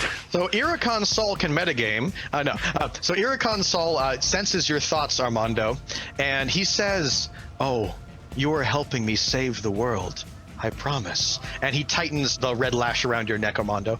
And with that, the red vial is lowered down through the solarium, and you see this red energy begins to erupt with a wild vigor. And the ceiling of the solarium opens up, and you can see one of the 3 moons of Terrath. The red moon, this mighty red lash, erupts and explodes. It's 10 feet wide, seems to pull all the way up through the heavens, and it wraps around the moon in this ball of energy. And you see that the moon starts to grow larger and larger as he starts to pull it closer and closer to Terrath at a terrifying speed. And I would like for everyone to roll initiative. All right. Gosh, if I do not roll above a 3. What is happening? All right. So with that, V, you have a chance to act. You're almost unconscious, but you have a chance to break free. What do you do? I want to break free. So does Queen. So, can I attack the red lashes that are surrounding us? You are a priest. You have a way of purifying. What do you wish to do? I want to do that. So if I use my burst of light, it's a healing move. It's an AoE. So I can cast it on Armando since he's in the middle and try to break us free with that. Go ahead and roll me a d6. Let's see how successful you are. Okay, that's excellent. So with that, you are enraged by the Arcanist energy that is enveloping you. You are well trained on how to handle this kind of corrupted energy with your holy training, and you immediately are able to break everyone free, and they plummet to the ground, desperately clenching their necks. V, also, because you are a priest, you have a decent idea of the kind of corruption that is emanating from Iricon's soul's room. It is a Arcanist energy. It is a corrupted form of arcane energy. It is the polar opposite of the holy radiance that your order operates in, and you are the counter. You seem to be uniquely suited to handle the threat that Iricon presents. As this is happening, with that roll, you are able to, as you break free, Sister Ari over at the very edge there, you see that she starts breathing slightly. She does not appear to be dead. She's breathing slightly, but horribly, horribly drained. And as that happens, Iricon's soul says, "For this final gathering, I wish to invite some friends." And all at once, friends do indeed appear. So if we're baddies and he's baddies, then does this make them our friends too? Well, he's the hero of the story. He's going to save the world. All in a flash, as he says that, 3 portals open up around you, and it seems a Mindbane, a Constrictor, and a Dream Eater, 3 creatures that you have not seen native to Terrath before, seem to erupt out of these dark portals. Issa, what do you do? Sniper's Wrath, which is notching 1 flame arrow in your bow for each enemy outside melee range, dealing 1d6 plus 5. If you roll a 5 or a 6, they burst into flame, dealing an extra d6 damage. Oh, it's go time. 5. She's going big, baby. Ooh, very and I nice. did get a 5, so they get an extra d6 damage, which means all of them take 15 damage. This is the first time in this campaign we've lit people on fire, and I'm so excited. So Sniper's Wrath does indeed light all of the enemies on fire for a solid 10 damage. The Constrictor was sneaking up behind you. He thought that he'd get the jump on you, but Issa over the shouldered it like a boss. Oh yeah, like she didn't look. Exactly. She pulled a Mandalorian and just went badoom on him. What about the Arcanist? Do I light him on fire too for 15? This is where it gets rough. The shot that hits the Arcanist, in half a moment, an explosion of red shield around him. The arrow hit it, bounced directly back at you, and does 10 damage to you, and you're on fire. Oh no. So, the Mindbane, the Constrictor, and the Dream Eater are all on fire thanks to you, and Issa is now on fire thanks to Issa. Oh goodness. Stop, drop, and roll. That's right. It is now Kaz's turn. We need our muck slinger. Very true. What are those 2 arcane circles on the floor? Roll me a d6. Let's see what you can recognize. Okay, so you roll 4. That's decent enough to recognize. You've seen this stuff before in your training. You see that the red runes up at the north here that seem to be around some kind of red orb. You see, and only you see, that there seems to be 2 red eyes that are glaring through this orb, and this seems to be some kind of communication device that is High Elven in original construction. It seems to have been corrupted and is being used for other purposes. The rune at the far south here, the one that the Dream Eater is currently occupying, it looks similar to a simple teleportation rune for portal creation, but there's something supercharged about this rune. You've never seen something this complex before. All right. Can I touch or interact with this thing? Roll me a d6. We'll see what happens. Okay, you don't die. So as you try to touch this orb, instantly your mind seems to be transported distant and far and wide, and you see tall black spires that are gushing this black liquid, wretched, vile filth. And you see in a moment 1,000 red eyes turn towards you, and back behind these 1,000 red eyes, 2 huge red eyes open up, and she says to you, "Oh, you are a special one." And you see whatever this force is, it reaches out, grabs your chest, and you start lifting up in the air, and you have a moment to react. Okay. I couldn't grab the thing at all? With a 4, you can touch it, but it seems to be very well locked into its basin. It's a device. Okay. I guess I will try to Fire Lance the base of it to try to mess it up. Okay, Fire Lance, go ahead and roll that damage. Or plus 10, sorry. Plus 10 on top of it. Plus 5 for each just 6. happen? Yep, hang on a Plus second. 5 for each d6. All right, ladies and gentlemen, badass is occurring. Fire Lance. So little Kaz just hurled a searing fireball at an enemy, dealing 2d6 plus 5 damage. Is this the first damaging ability you've used this game?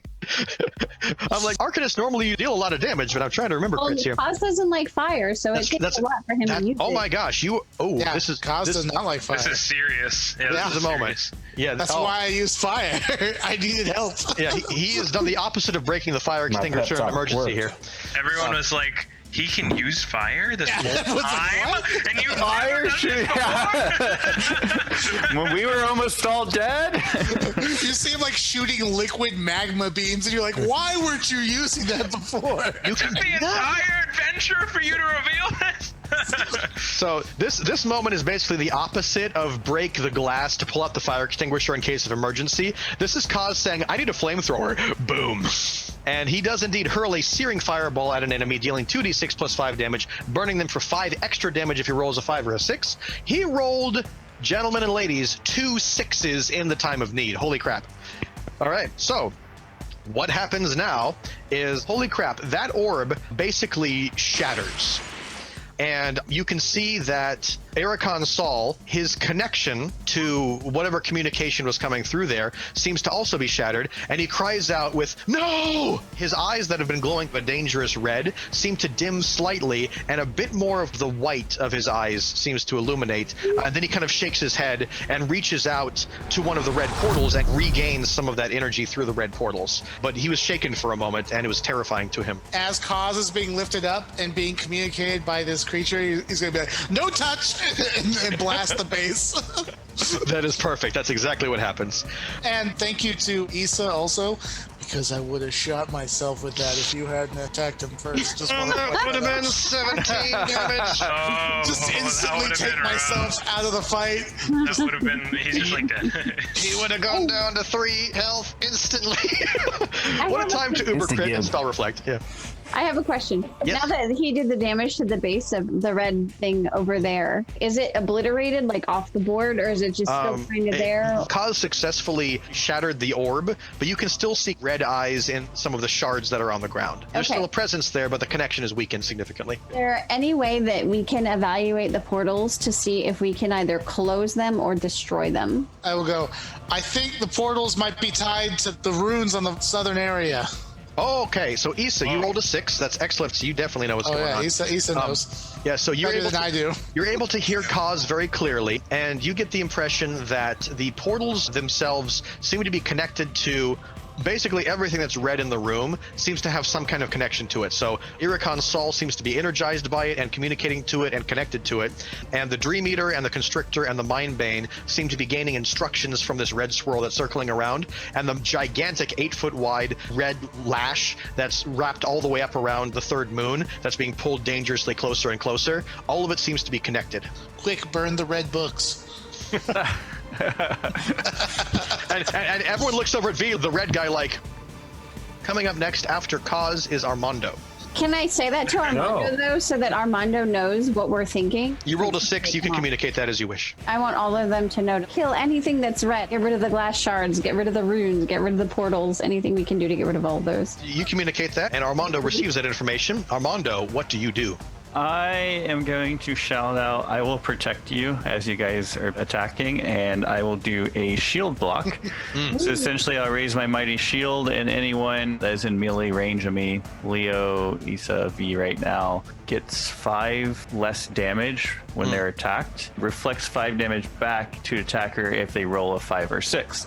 Excellent. And I will try to stay with the majority of the group, so people move around the room. I'll just go to wherever the biggest pocket is. Okay. So, and the good news of these kinds of abilities is at the moment you activate the ability, the people that receive the effect have that effect persist with them through their turn. So until your next turn, that's what happens to people in your current range. Okay, so then I'll activate it, and it's Leo, Issa, and V will have it then. And also, if he rolls a 5 or a 6, it reflects it back to the attacker. Let's see what happens here. There we go. Yes! Woo! Ladies and gentlemen, it happened! Oh, our Armando did indeed roll a 5, which means that he raised his mighty shield with the tenacity of every Titan he's led and bled with. And he indeed shields the 4 of you that are together for 5 damage for the next round, and it reflects back 5 damage to whoever strikes you. That is insane. A round of applause for our brother Armando. That is a Titan. That is a Titan. All right, coming up next we have Leo. Mad sprint, and I It's happening. Run around the room. I'm gonna chuck daggers at everything red and the enemies. Do you target Iricon Saul? No, I don't. Not Thank El Shaddai. Like, oh god! Everything red except him. I'd like to point out that I would be at -7 HP had I targeted him. It's just true. Issa, your sacrifice was not in vain. That's true. Okay, so there's damage. With that, the Constrictor and the Mindbane and the remaining shards of the Seeing Glass do indeed take a hefty 13 damage. The Mindbane shrieks out in agony, as does the Constrictor. The dagger does indeed crush and serrate several more of the eyes that seem to be kind of manifesting from the shattered globe. Their effect on the room seems to be almost nothing at this point. You can still kind of see them, but there's no power emanating from the globe anymore. At that moment, the Mindbane is super not cool with you doing ouchie times to it. His tentacles erupt in this red beams of lightning energy, and I would like for everyone in the room to roll a standard D6 defense. This is an aura-based attack that he's doing upon your consciousness. Little does All he right. know he's gonna kill himself. Oh, poor Leo. Leo! Way to go. I mean, man, I don't even know. All right. This is like- So Goodness for Donnie. it strikes you for a mighty 12 damage, and those of you that rolled a 1 would be adding 3 to that. 3 to D. Except we have It's 5 less -5. damage because of Armando. Thank El Shaddai for Armando lifting his shield mightily and reflecting. And he takes like 15 damage from reflect damage. It's true. Those 4, Armando, V, Issa, and Leo. You guys have the reflect on you. So it reflects back to him 20 damage. So that's painful. now you guys do still take damage, but some of it's reflected back. And the Mind Bane is hit so freaking hard by its own damage coming back to it from Armando's shield that it literally knocks him back into the portal. He squeals, he retches, and the portal closes behind him, and he is no more. Yay! Armando, that was freaking awesome. Does that affect Iricon? You could see Iricon cry out, and he goes, why don't the guests just make themselves comfortable? You're here to watch something beautiful, I promise.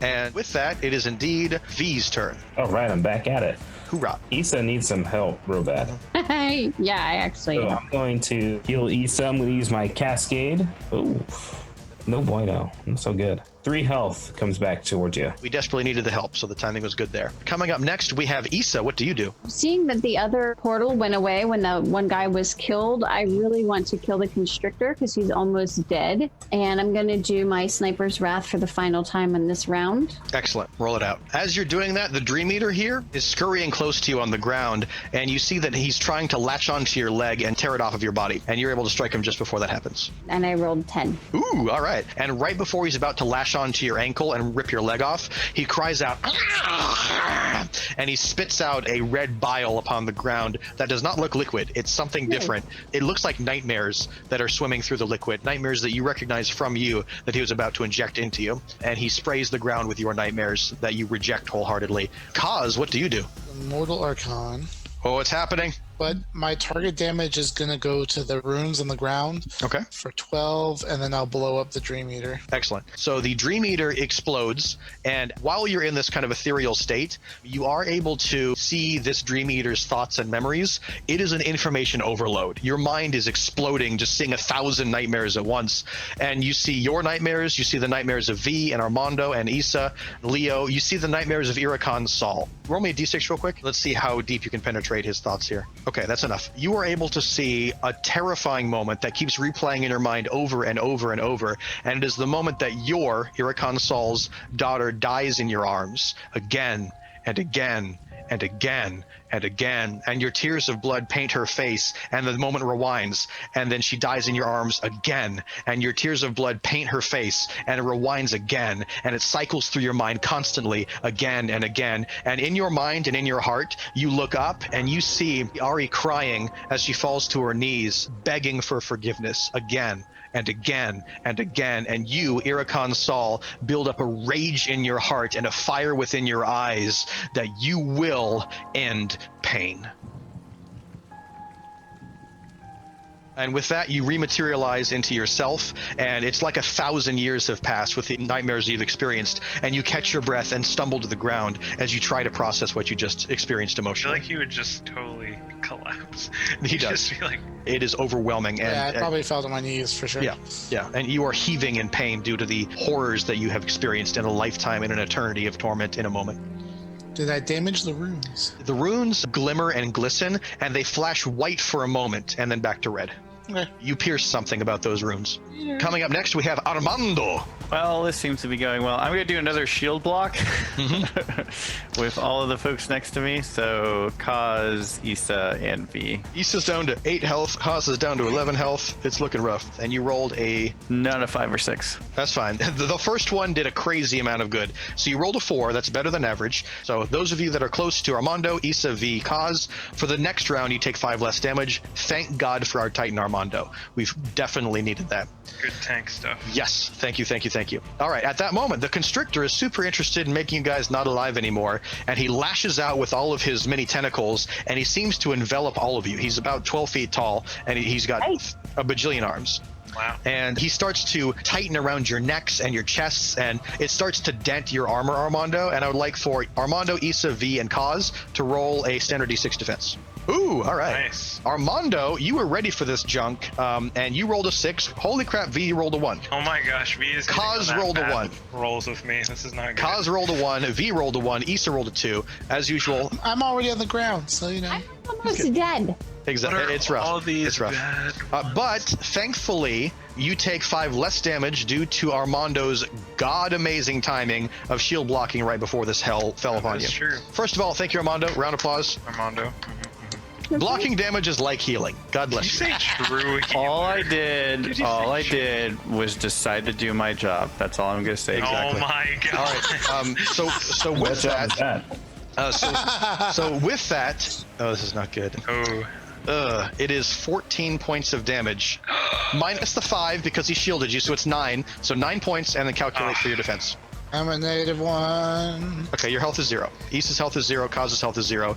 V, what are you at? What? I rolled a 1. You take 3 extra, yes. So I have 9 health. Holy crap. Issa, you are unconscious. You clutch your chest as the life is sucked out of you. Kaz, you are indeed unconscious as well, and it's looking rough. So at this moment, you have your first saving throw. Issa, go ahead and roll me a 1d6. This is a moment. God help her. Praise El Shaddai. God is good. Okay. Ooh, no. All right, guys. Good news and bad news. Good news, bad news. Issa, you're barely able, through sheer force of will and the blessing of El Shaddai himself, you're able to barely breathe yourself back to 1 health, Issa. Kaz, strike 1. Kaz is still down at 0 health, and he's not looking good. Next up, we have Leo. Can I attack the vial? You can. That is possible. All right. Now, this would be rough for most people, but you are a rogue. You are crazy agile. It is dangling about 40 feet up in the air by a chandelier. All right, so we're going to do some wall jumping. We need you at this moment. We need you, brother. Parkour. Okay, parkour. But real parkour, not like what Armando is like doing. Legit. Too soon. And he's doing it like extra on purpose, and then he looks over at Armando occasionally. He's just like doing some flips in between his wall jumps. No. That got me. I should not have been drinking during that moment. That got me. Yeah, so I'll do a sky strike though. So I'll pounce upon my prey from range, taking advantage of aerial momentum. So I'll just leap over Iricon's soul for the heck of it while I'm at it. Fantastic, that you can. Do you attack Iricon soul? No, I do not. A rogue with intellect. I love it. Seems unwise. I'm glad we learned that right away. That was very helpful. Oh wait, he says not. Oh wait, you did get up. Okay. Yeah. I don't feel as bad saying that. All right. It's a 9 damage. Okay, that's perfect. So with that, you are able to strike the vial perfectly, and the glass that was containing this red liquid shatters. And this red liquid is free from its confines, and as it falls down, it almost becomes a red starlight that as it approaches Ari, it slowly turns white, and it falls upon her. And she breathes back a fresh life that she has not experienced as her eyes begin glowing a bright white. You've not seen her eyes glow bright white since you met her in the desert. She seems restored. She starts awake, and where do you land? Do you land near her? What do you do? I was thinking I might like sit up here. That's fine. On the chandelier. Just kind of perched Catman style. No, that's perfect. Good. So you remain perched on the high ground. Obi-Wan will be proud. So Ari stands up for the first time truly herself in this trilogy. And her eyes glow a bright white, and she sees things differently. She begins levitating behind Iricon's Saul, and she says, Iricon, what you want will not bring your daughter back. And Iricon, shocked by this, whips around to her and says, neither could you, and you will feel the punishment, and then you will feel nothing. For if there is no life, there is no pain.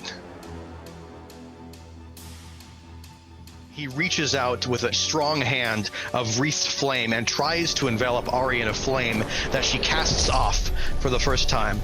She levitates all the way over him, back over here, and she casts a protective shield that seems to emanate across half of the room, attempting to shield you from the hell that is to come. And she is fully activated. Coming up next, we have V. Ari looks to you, and her glowing eyes lock with your holy eyes, sends a thought to you, and she says, Iricon has only known pain. Perhaps what he needs is something different. Well, since I can't heal Kaz, and I couldn't affect him anyway if I cast an AoE heal, right? Kaz is on his own. He's got to roll it out. Issa does have 1 health. Issa needs heals. Armando could also use some love. Oh, he does? Oh, okay. Man, when did you take damage? I'll do my AoE then. And Ari's at 1 health, so it's a rough day. Oh, no. What? Yeah, so I will cast my AoE Burst of Light. So you call forth the Spirit of Righteousness to strengthen an ally, healing 2d6 plus 4 to all allies in the target's melee range. And I'm going to target Ari then. Yeah, it's a tight enough room. Oh, it's happening. So the healer did something. That's big. That is huge. That is huge. No more jokes. So everyone. Job now. Yes, seriously, V is activated. You've had this the whole game? Wow. Now, it's interesting here. When this ability casts, it seems that the ability only finds one foe in the room, and that is the Arcane Constrictor. It appears that the explosion of holy light that emanates throughout the room does indeed restore 13 health to all friendlies in the room, and as you do that, it seems to crack the red shield emanating around Iricon Sol. Ah, divine healing. And it is Issa's turn. I'm gonna flat out kill the constrictor. Yes, please. I'm just gonna kill him. wait. I'm gonna Just do a get quick rid of it. shot. Quick All right, yeah, shot kill him right off. to his head. Ooh, rolling good now. We're feeling the adrenaline, baby. All right, so Issa, you get to describe exactly how you peg this zombie with your ability. I jump up and I leap and I hop off of Armando's shoulder and I shoot him straight in the head. That is beautiful. Roll me a d6, Armando. Let's see if you can assist with like a really cool like lunge. All right, so Armando rolls over, rolling a 1. All over. So Armando I'm trying rolling to do a some cool. You still look cool. So Armando wasn't ready for you to do something so insanely awesome. And though he is a mighty titan, he seems so drained by him lifting his shield and reflecting so much damage and protecting so many people. He was not expecting for you to do a triple backflip off of his shield. And he's like, whoa, as you do this insanely cool thing over him. You're still on your feet, Armando, but you're kind of like wiggling a little bit in crazy anticipation of how awesome that was to watch. Round of applause for Issa, and a freaking awesome move. As you do that, the constrictor takes a mighty bolt directly through the one eye that it has. It screeches in wretched pain, and it gets kicked back through the portal, and the portal indeed does close. Yay! And it is now Kaz's turn. So he has cackling fire energy around him. The red lightning fire orb, that's weird. It doesn't look like normal arcane. I'm going to try to roll charm. Okay. Approach him with his fire energy out and all his flames and fire. And even if he burns me or sets me on fire, I will say it's not what she would have wanted. It's not her dream. Beautiful. So as you do that, his mind seems torn. He's enraged. He's on the verge of tears. He's frustrated. And as you both look up, you see that this red moon, one of the 3 moons of Terrath, is crashing so close. It is within a minute of almost making impact with the planet of Terrath. Even if he attacks me or grabs me or pushes me, I will actually just try to give him a hug. Even if he lights my body on fire. Oh, this is powerful. So Kaz, an Arcanist who's terrified of fire, who wielded fire once specifically to help break the Vision's orb that was connecting Iricon to a far darker power, Kaz approaches the High Arcanist wreathed in flame. I'll tell him it's not what she would have wanted. It's not her dream. It's your nightmare that holds you back. And I'll give him a hug and say, she would have wanted better for you. That's beautiful, and I'm going to reward you an inspiration dice. That was powerful. Thank you, Kaz. It fractures almost to the point of breaking completely, this red shield that he's woven around himself, wreathed in flame. And as you hug the very edge of his injured and casted leg, likely evidence of the battle that claimed his daughter, he looks down at you and he says, "It cannot be true. If there is no life, there is no pain. And I'm trying to save the world from the pain that I feel." He looks down at you further and he says, "Young one, you do not know what I have been through. You do not know what I have done, and nothing that I can do can heal it." I'll look up at him and go, "But she still loved you through it. She would still love you." And I'll just keep holding onto his foot. He reaches down and tries to clench his pink ribbon he gifted his daughter, and he fumbles it to the ground, and in a moment his eyes go wide as he seems disoriented. And it is Armando's turn.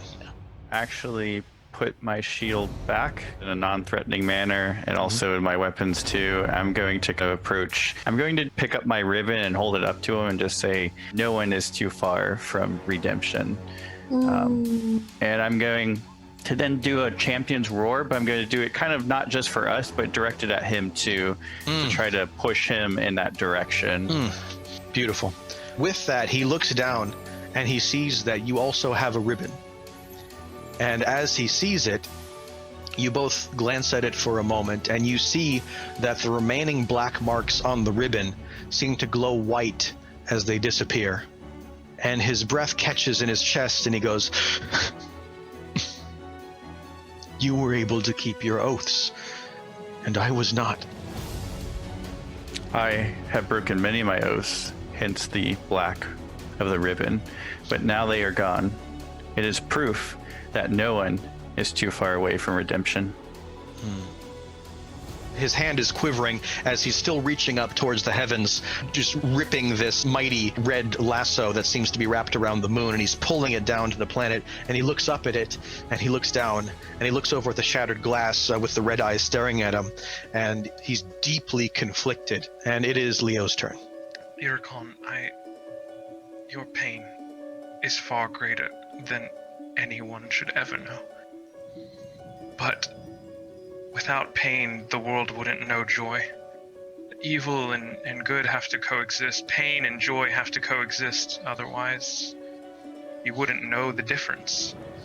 When you have something good, you wouldn't recognize it. And while it's a difficult reality to embrace, it's one we must, because life must continue. All good should not be snuffed out because sometimes evil happens.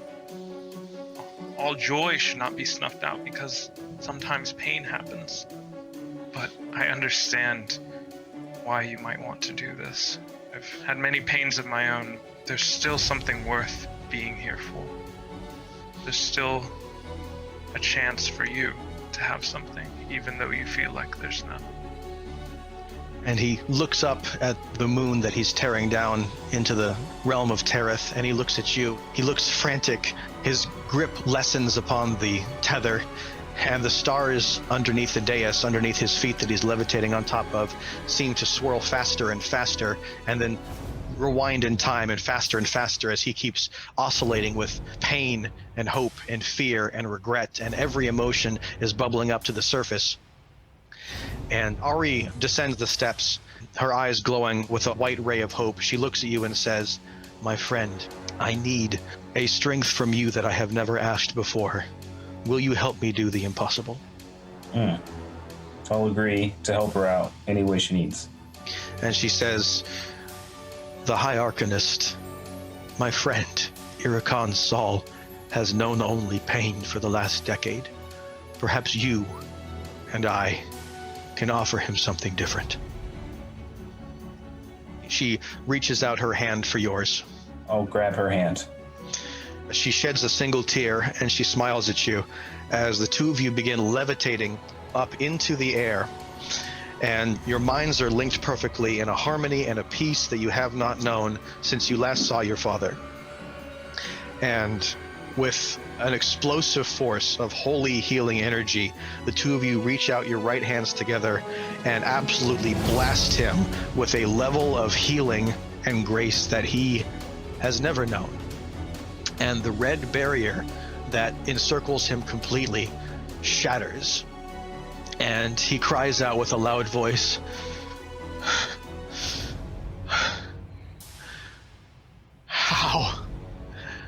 How is it possible? And he collapses to the ground onto his knees as he's desperately reaching out for the pink ribbon in front of him. And in that moment, as he loosens his grip upon the tether that was pulling the moon down to the earth right before the moon was just about to crash into the surface and obliterate all life on Terrath, the moon seemed to stop. And the red that was encircling the entirety of the room and the red of the portal that remained seems to ignite with a holy righteous white fire, and a radiance completely explodes and destroys the far half of the observatory, and you can gaze down upon the battlefield. And in a moment, the remaining arcane golems that were crushing and destroying your friends, your allies, and your beloved loved ones seem to stop in their tracks and hunch over and collapse to the earth all at once. And as Iricon Sol falls to the ground, his red robe slumps down around his shoulders, and you see that underneath he had a white shirt that was knitted for him by his beloved wife all those years ago, that is torn and ripped and mended 100 times. And you see that as the robe falls and the white of his shirt glistens in the sunset, he reaches and clutches the pink ribbon of his daughter to his chest, and he says, I am so sorry, my beloved. I am so sorry for the pain that I have brought to so many, and I do not deserve anything but the death that I am owed, and I am willing to face that now. And in that moment, as that happens, Sanctus and Father Geno fly through the white light that exploded through this half of the room. Father Geno says to Iricon, Old friend, all is not lost for you. So I'm going to walk up to him, and I'm going to circle around to the side where Father Geno is, so I'm standing in the light. He's on his knees. He's broken and defeated and So I'm going crying. to sink down to my knees in front of him. And being a woman, especially since he's lost his daughter and his wife, it's different. And I'm going to put my hands on his shoulders and tell him to look at me. And then I'm going to tell him it is a powerful man of character that is so passionately devoted to those that he loves. And it is so easy to tip the balance into a place of pain and wrath and harm. It takes an even stronger man to realize that it's okay to let go and instead relish the love that was given to him by those that are the closest to his heart. You are still deserving of redemption. And today, through everything that you have gone through, you are still a man of worth and deep, powerful heart.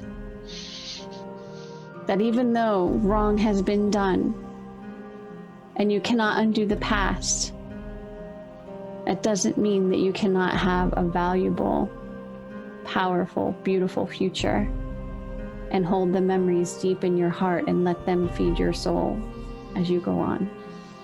Then I'm going to let him go. And I'm going to step back, and I'm going to look at Father Geno, and I'm going to nod at him, and I'm going to step away. Beautiful. And Iricon Sol, he's defeated and broken on his knees, clenching his daughter's pink ribbon to his wife's shirt that she knit for him. And he looks up at you and says, I cannot believe what you have spoken, but I do hope that someday I will. He cries bitterly, and with that, Sister Ari and Father Geno and Sanctus gather around him. And Father Geno and Sanctus and Ari place their right hand upon him, and Father Geno prays, and he says, El Shaddai, you are capable of things beyond any of us. You are able to heal that which cannot be healed. You are able to bring back that which is lost. And you see far broader than we ever could. And I ask you in this moment that you will touch this man with a healing and with a hope in his heart that he has needed far longer than he could say.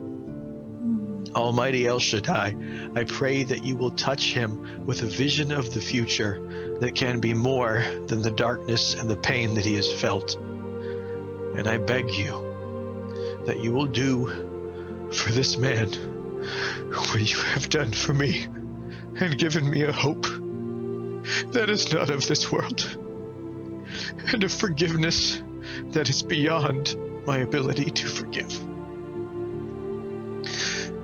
And Sanctus and Ari pour a righteous white energy of healing into Iricon as he weeps bitterly and begins to rise. And Father Geno looks at Iricon and says, "Brother, it has been far too long. And while there is much that must be done for your heart and mind, there is much that the world also requires of your crimes." And Father Geno looks at Sanctus, and Sanctus looks back at Father Geno. And Sanctus, with the wave of his hand, binds Iricon Saul's hands behind him as he takes him captive. And Father Geno says, "Old friend, we will return you to your home in Sanubis from so long ago, and you will receive the trial that is just for your crimes. And it is my prayer that there may yet be hope for you." And Iricon Saul looks into Father Geno's eyes and he says, "I do not know if it is possible, but one can hope." And in that moment, as the six of you gather around Iricon Saul, you gaze out across the horizon, and you indeed are able to see far off in the distance the beauty of a radiating city that symbolizes the light and the best of the world. And that is where you return to celebrate. That is where you return to live. And before you leave, out of the corner of your eye, you see the eruptions of many portals that are not the red that you're used to, but they seem to be flickers of white light, a different, strange kind of portal. And a large one opens up right in front of you, and you gaze into the portal and your eyes seem mystified at first. As you look closer, you see a figure emerge and your eyes widen as you see a being that you've never seen before. And this being we will explore in the next adventure. Heroes of Providence Eternal.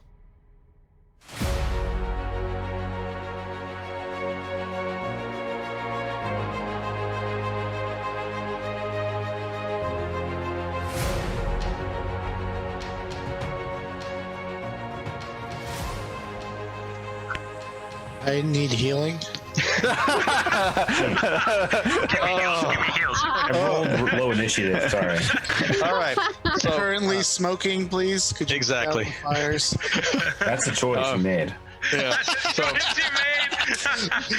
don't stand in the fires, please. So in the final moments that remain before we close this chapter completely, all of you are able to travel back to the arcane city of Sanubis, and you're finally able to meet back at the tavern. Now, we're not going to show the map here, but you're able to meet back at the Wise Owl Tavern where this adventure began, and you're finally able to speak with each other a little bit and share with each other what your ulterior motives were for this particular adventure. And Kaz, you get to go first. What was your ulterior motive for this final third chapter of the Genesis trilogy? To treat someone like Sacris would, and I believe I've done that twice. So I don't know. I did with his brother. To complain about the heels, I think. Oh, I didn't say I treated V like that. I said I treated two other people like Sacris. My goodness. A round of applause for Kaz achieving his ulterior motive. Yeah. Fantastic. That's wonderful. Up next, Brother V. And as you're all kind of drinking around in the bar and the music is lively and the guy over at the piano is playing with his feet, the dwarf. I know what it is. Yeah. It was to not heal Cause, right? You got it. Oh my gosh. Let him die at least twice. At least. I was looking for a memento of the adventure we went on, like a jewel or something like that, but got wrapped up and I forgot to do it. There are plenty of red jewels that were shattered and seem to be neutralized of their negative power. That's why I was like, oh, let's grab one, and then I forgot to. Here we I go. got wrapped up trying to heal people. So finally. No, I'm just kidding. Here's what happened. Sister Ari, being a priest, noticed the strange nature of the red gems of that seeing orb, and she pocketed one. And as you're at the pub later, she kind of shows it to you. It's hers, it's not yours, but that gem could kind of work a little bit into the future of having a gem to remember it by. She grabbed two, and she might give one to you at the beginning of the next adventure, but you kind of have a gem. And it would be super interesting for priests to look into what was driving that red gem and what those red eyes were on the other side of the seeing glass. So who knows what could happen there. Coming up next, we have the mighty titan who saved our butts time and time and time again, Brother Armando. My alternative motive was to find redemption, which I was successful in doing at the very end of the battle. That's beautiful. And he happened to have a ribbon similar to yours, and of all people, you were the right one to provide wisdom and direction in that delicate moment for him. A round of applause for the successful and triumphant Armando.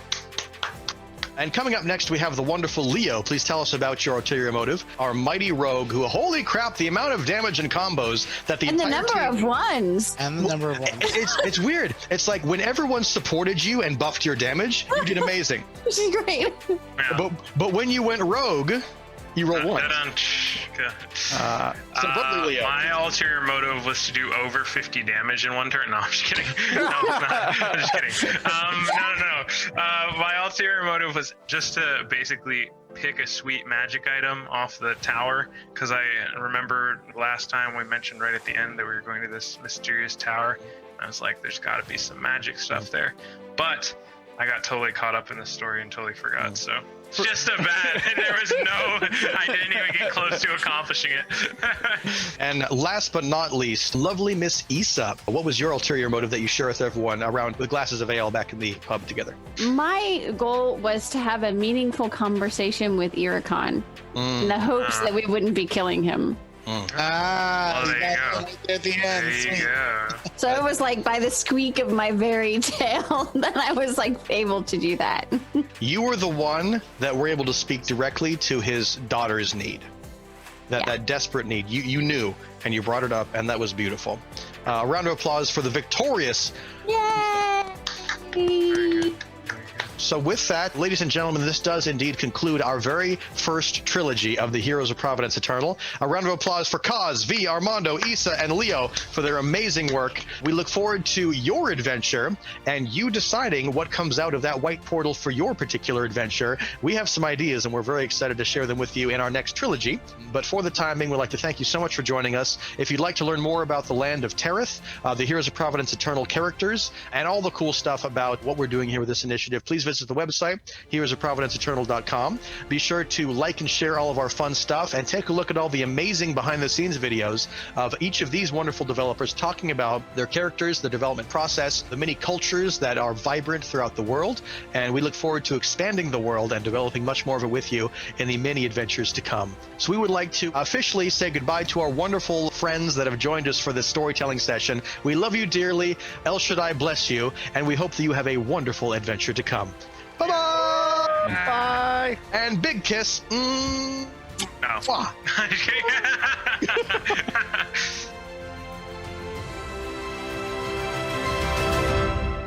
If you've enjoyed watching our heroes experience this unique Genesis campaign, imagine how much more fun it'll be with you in control.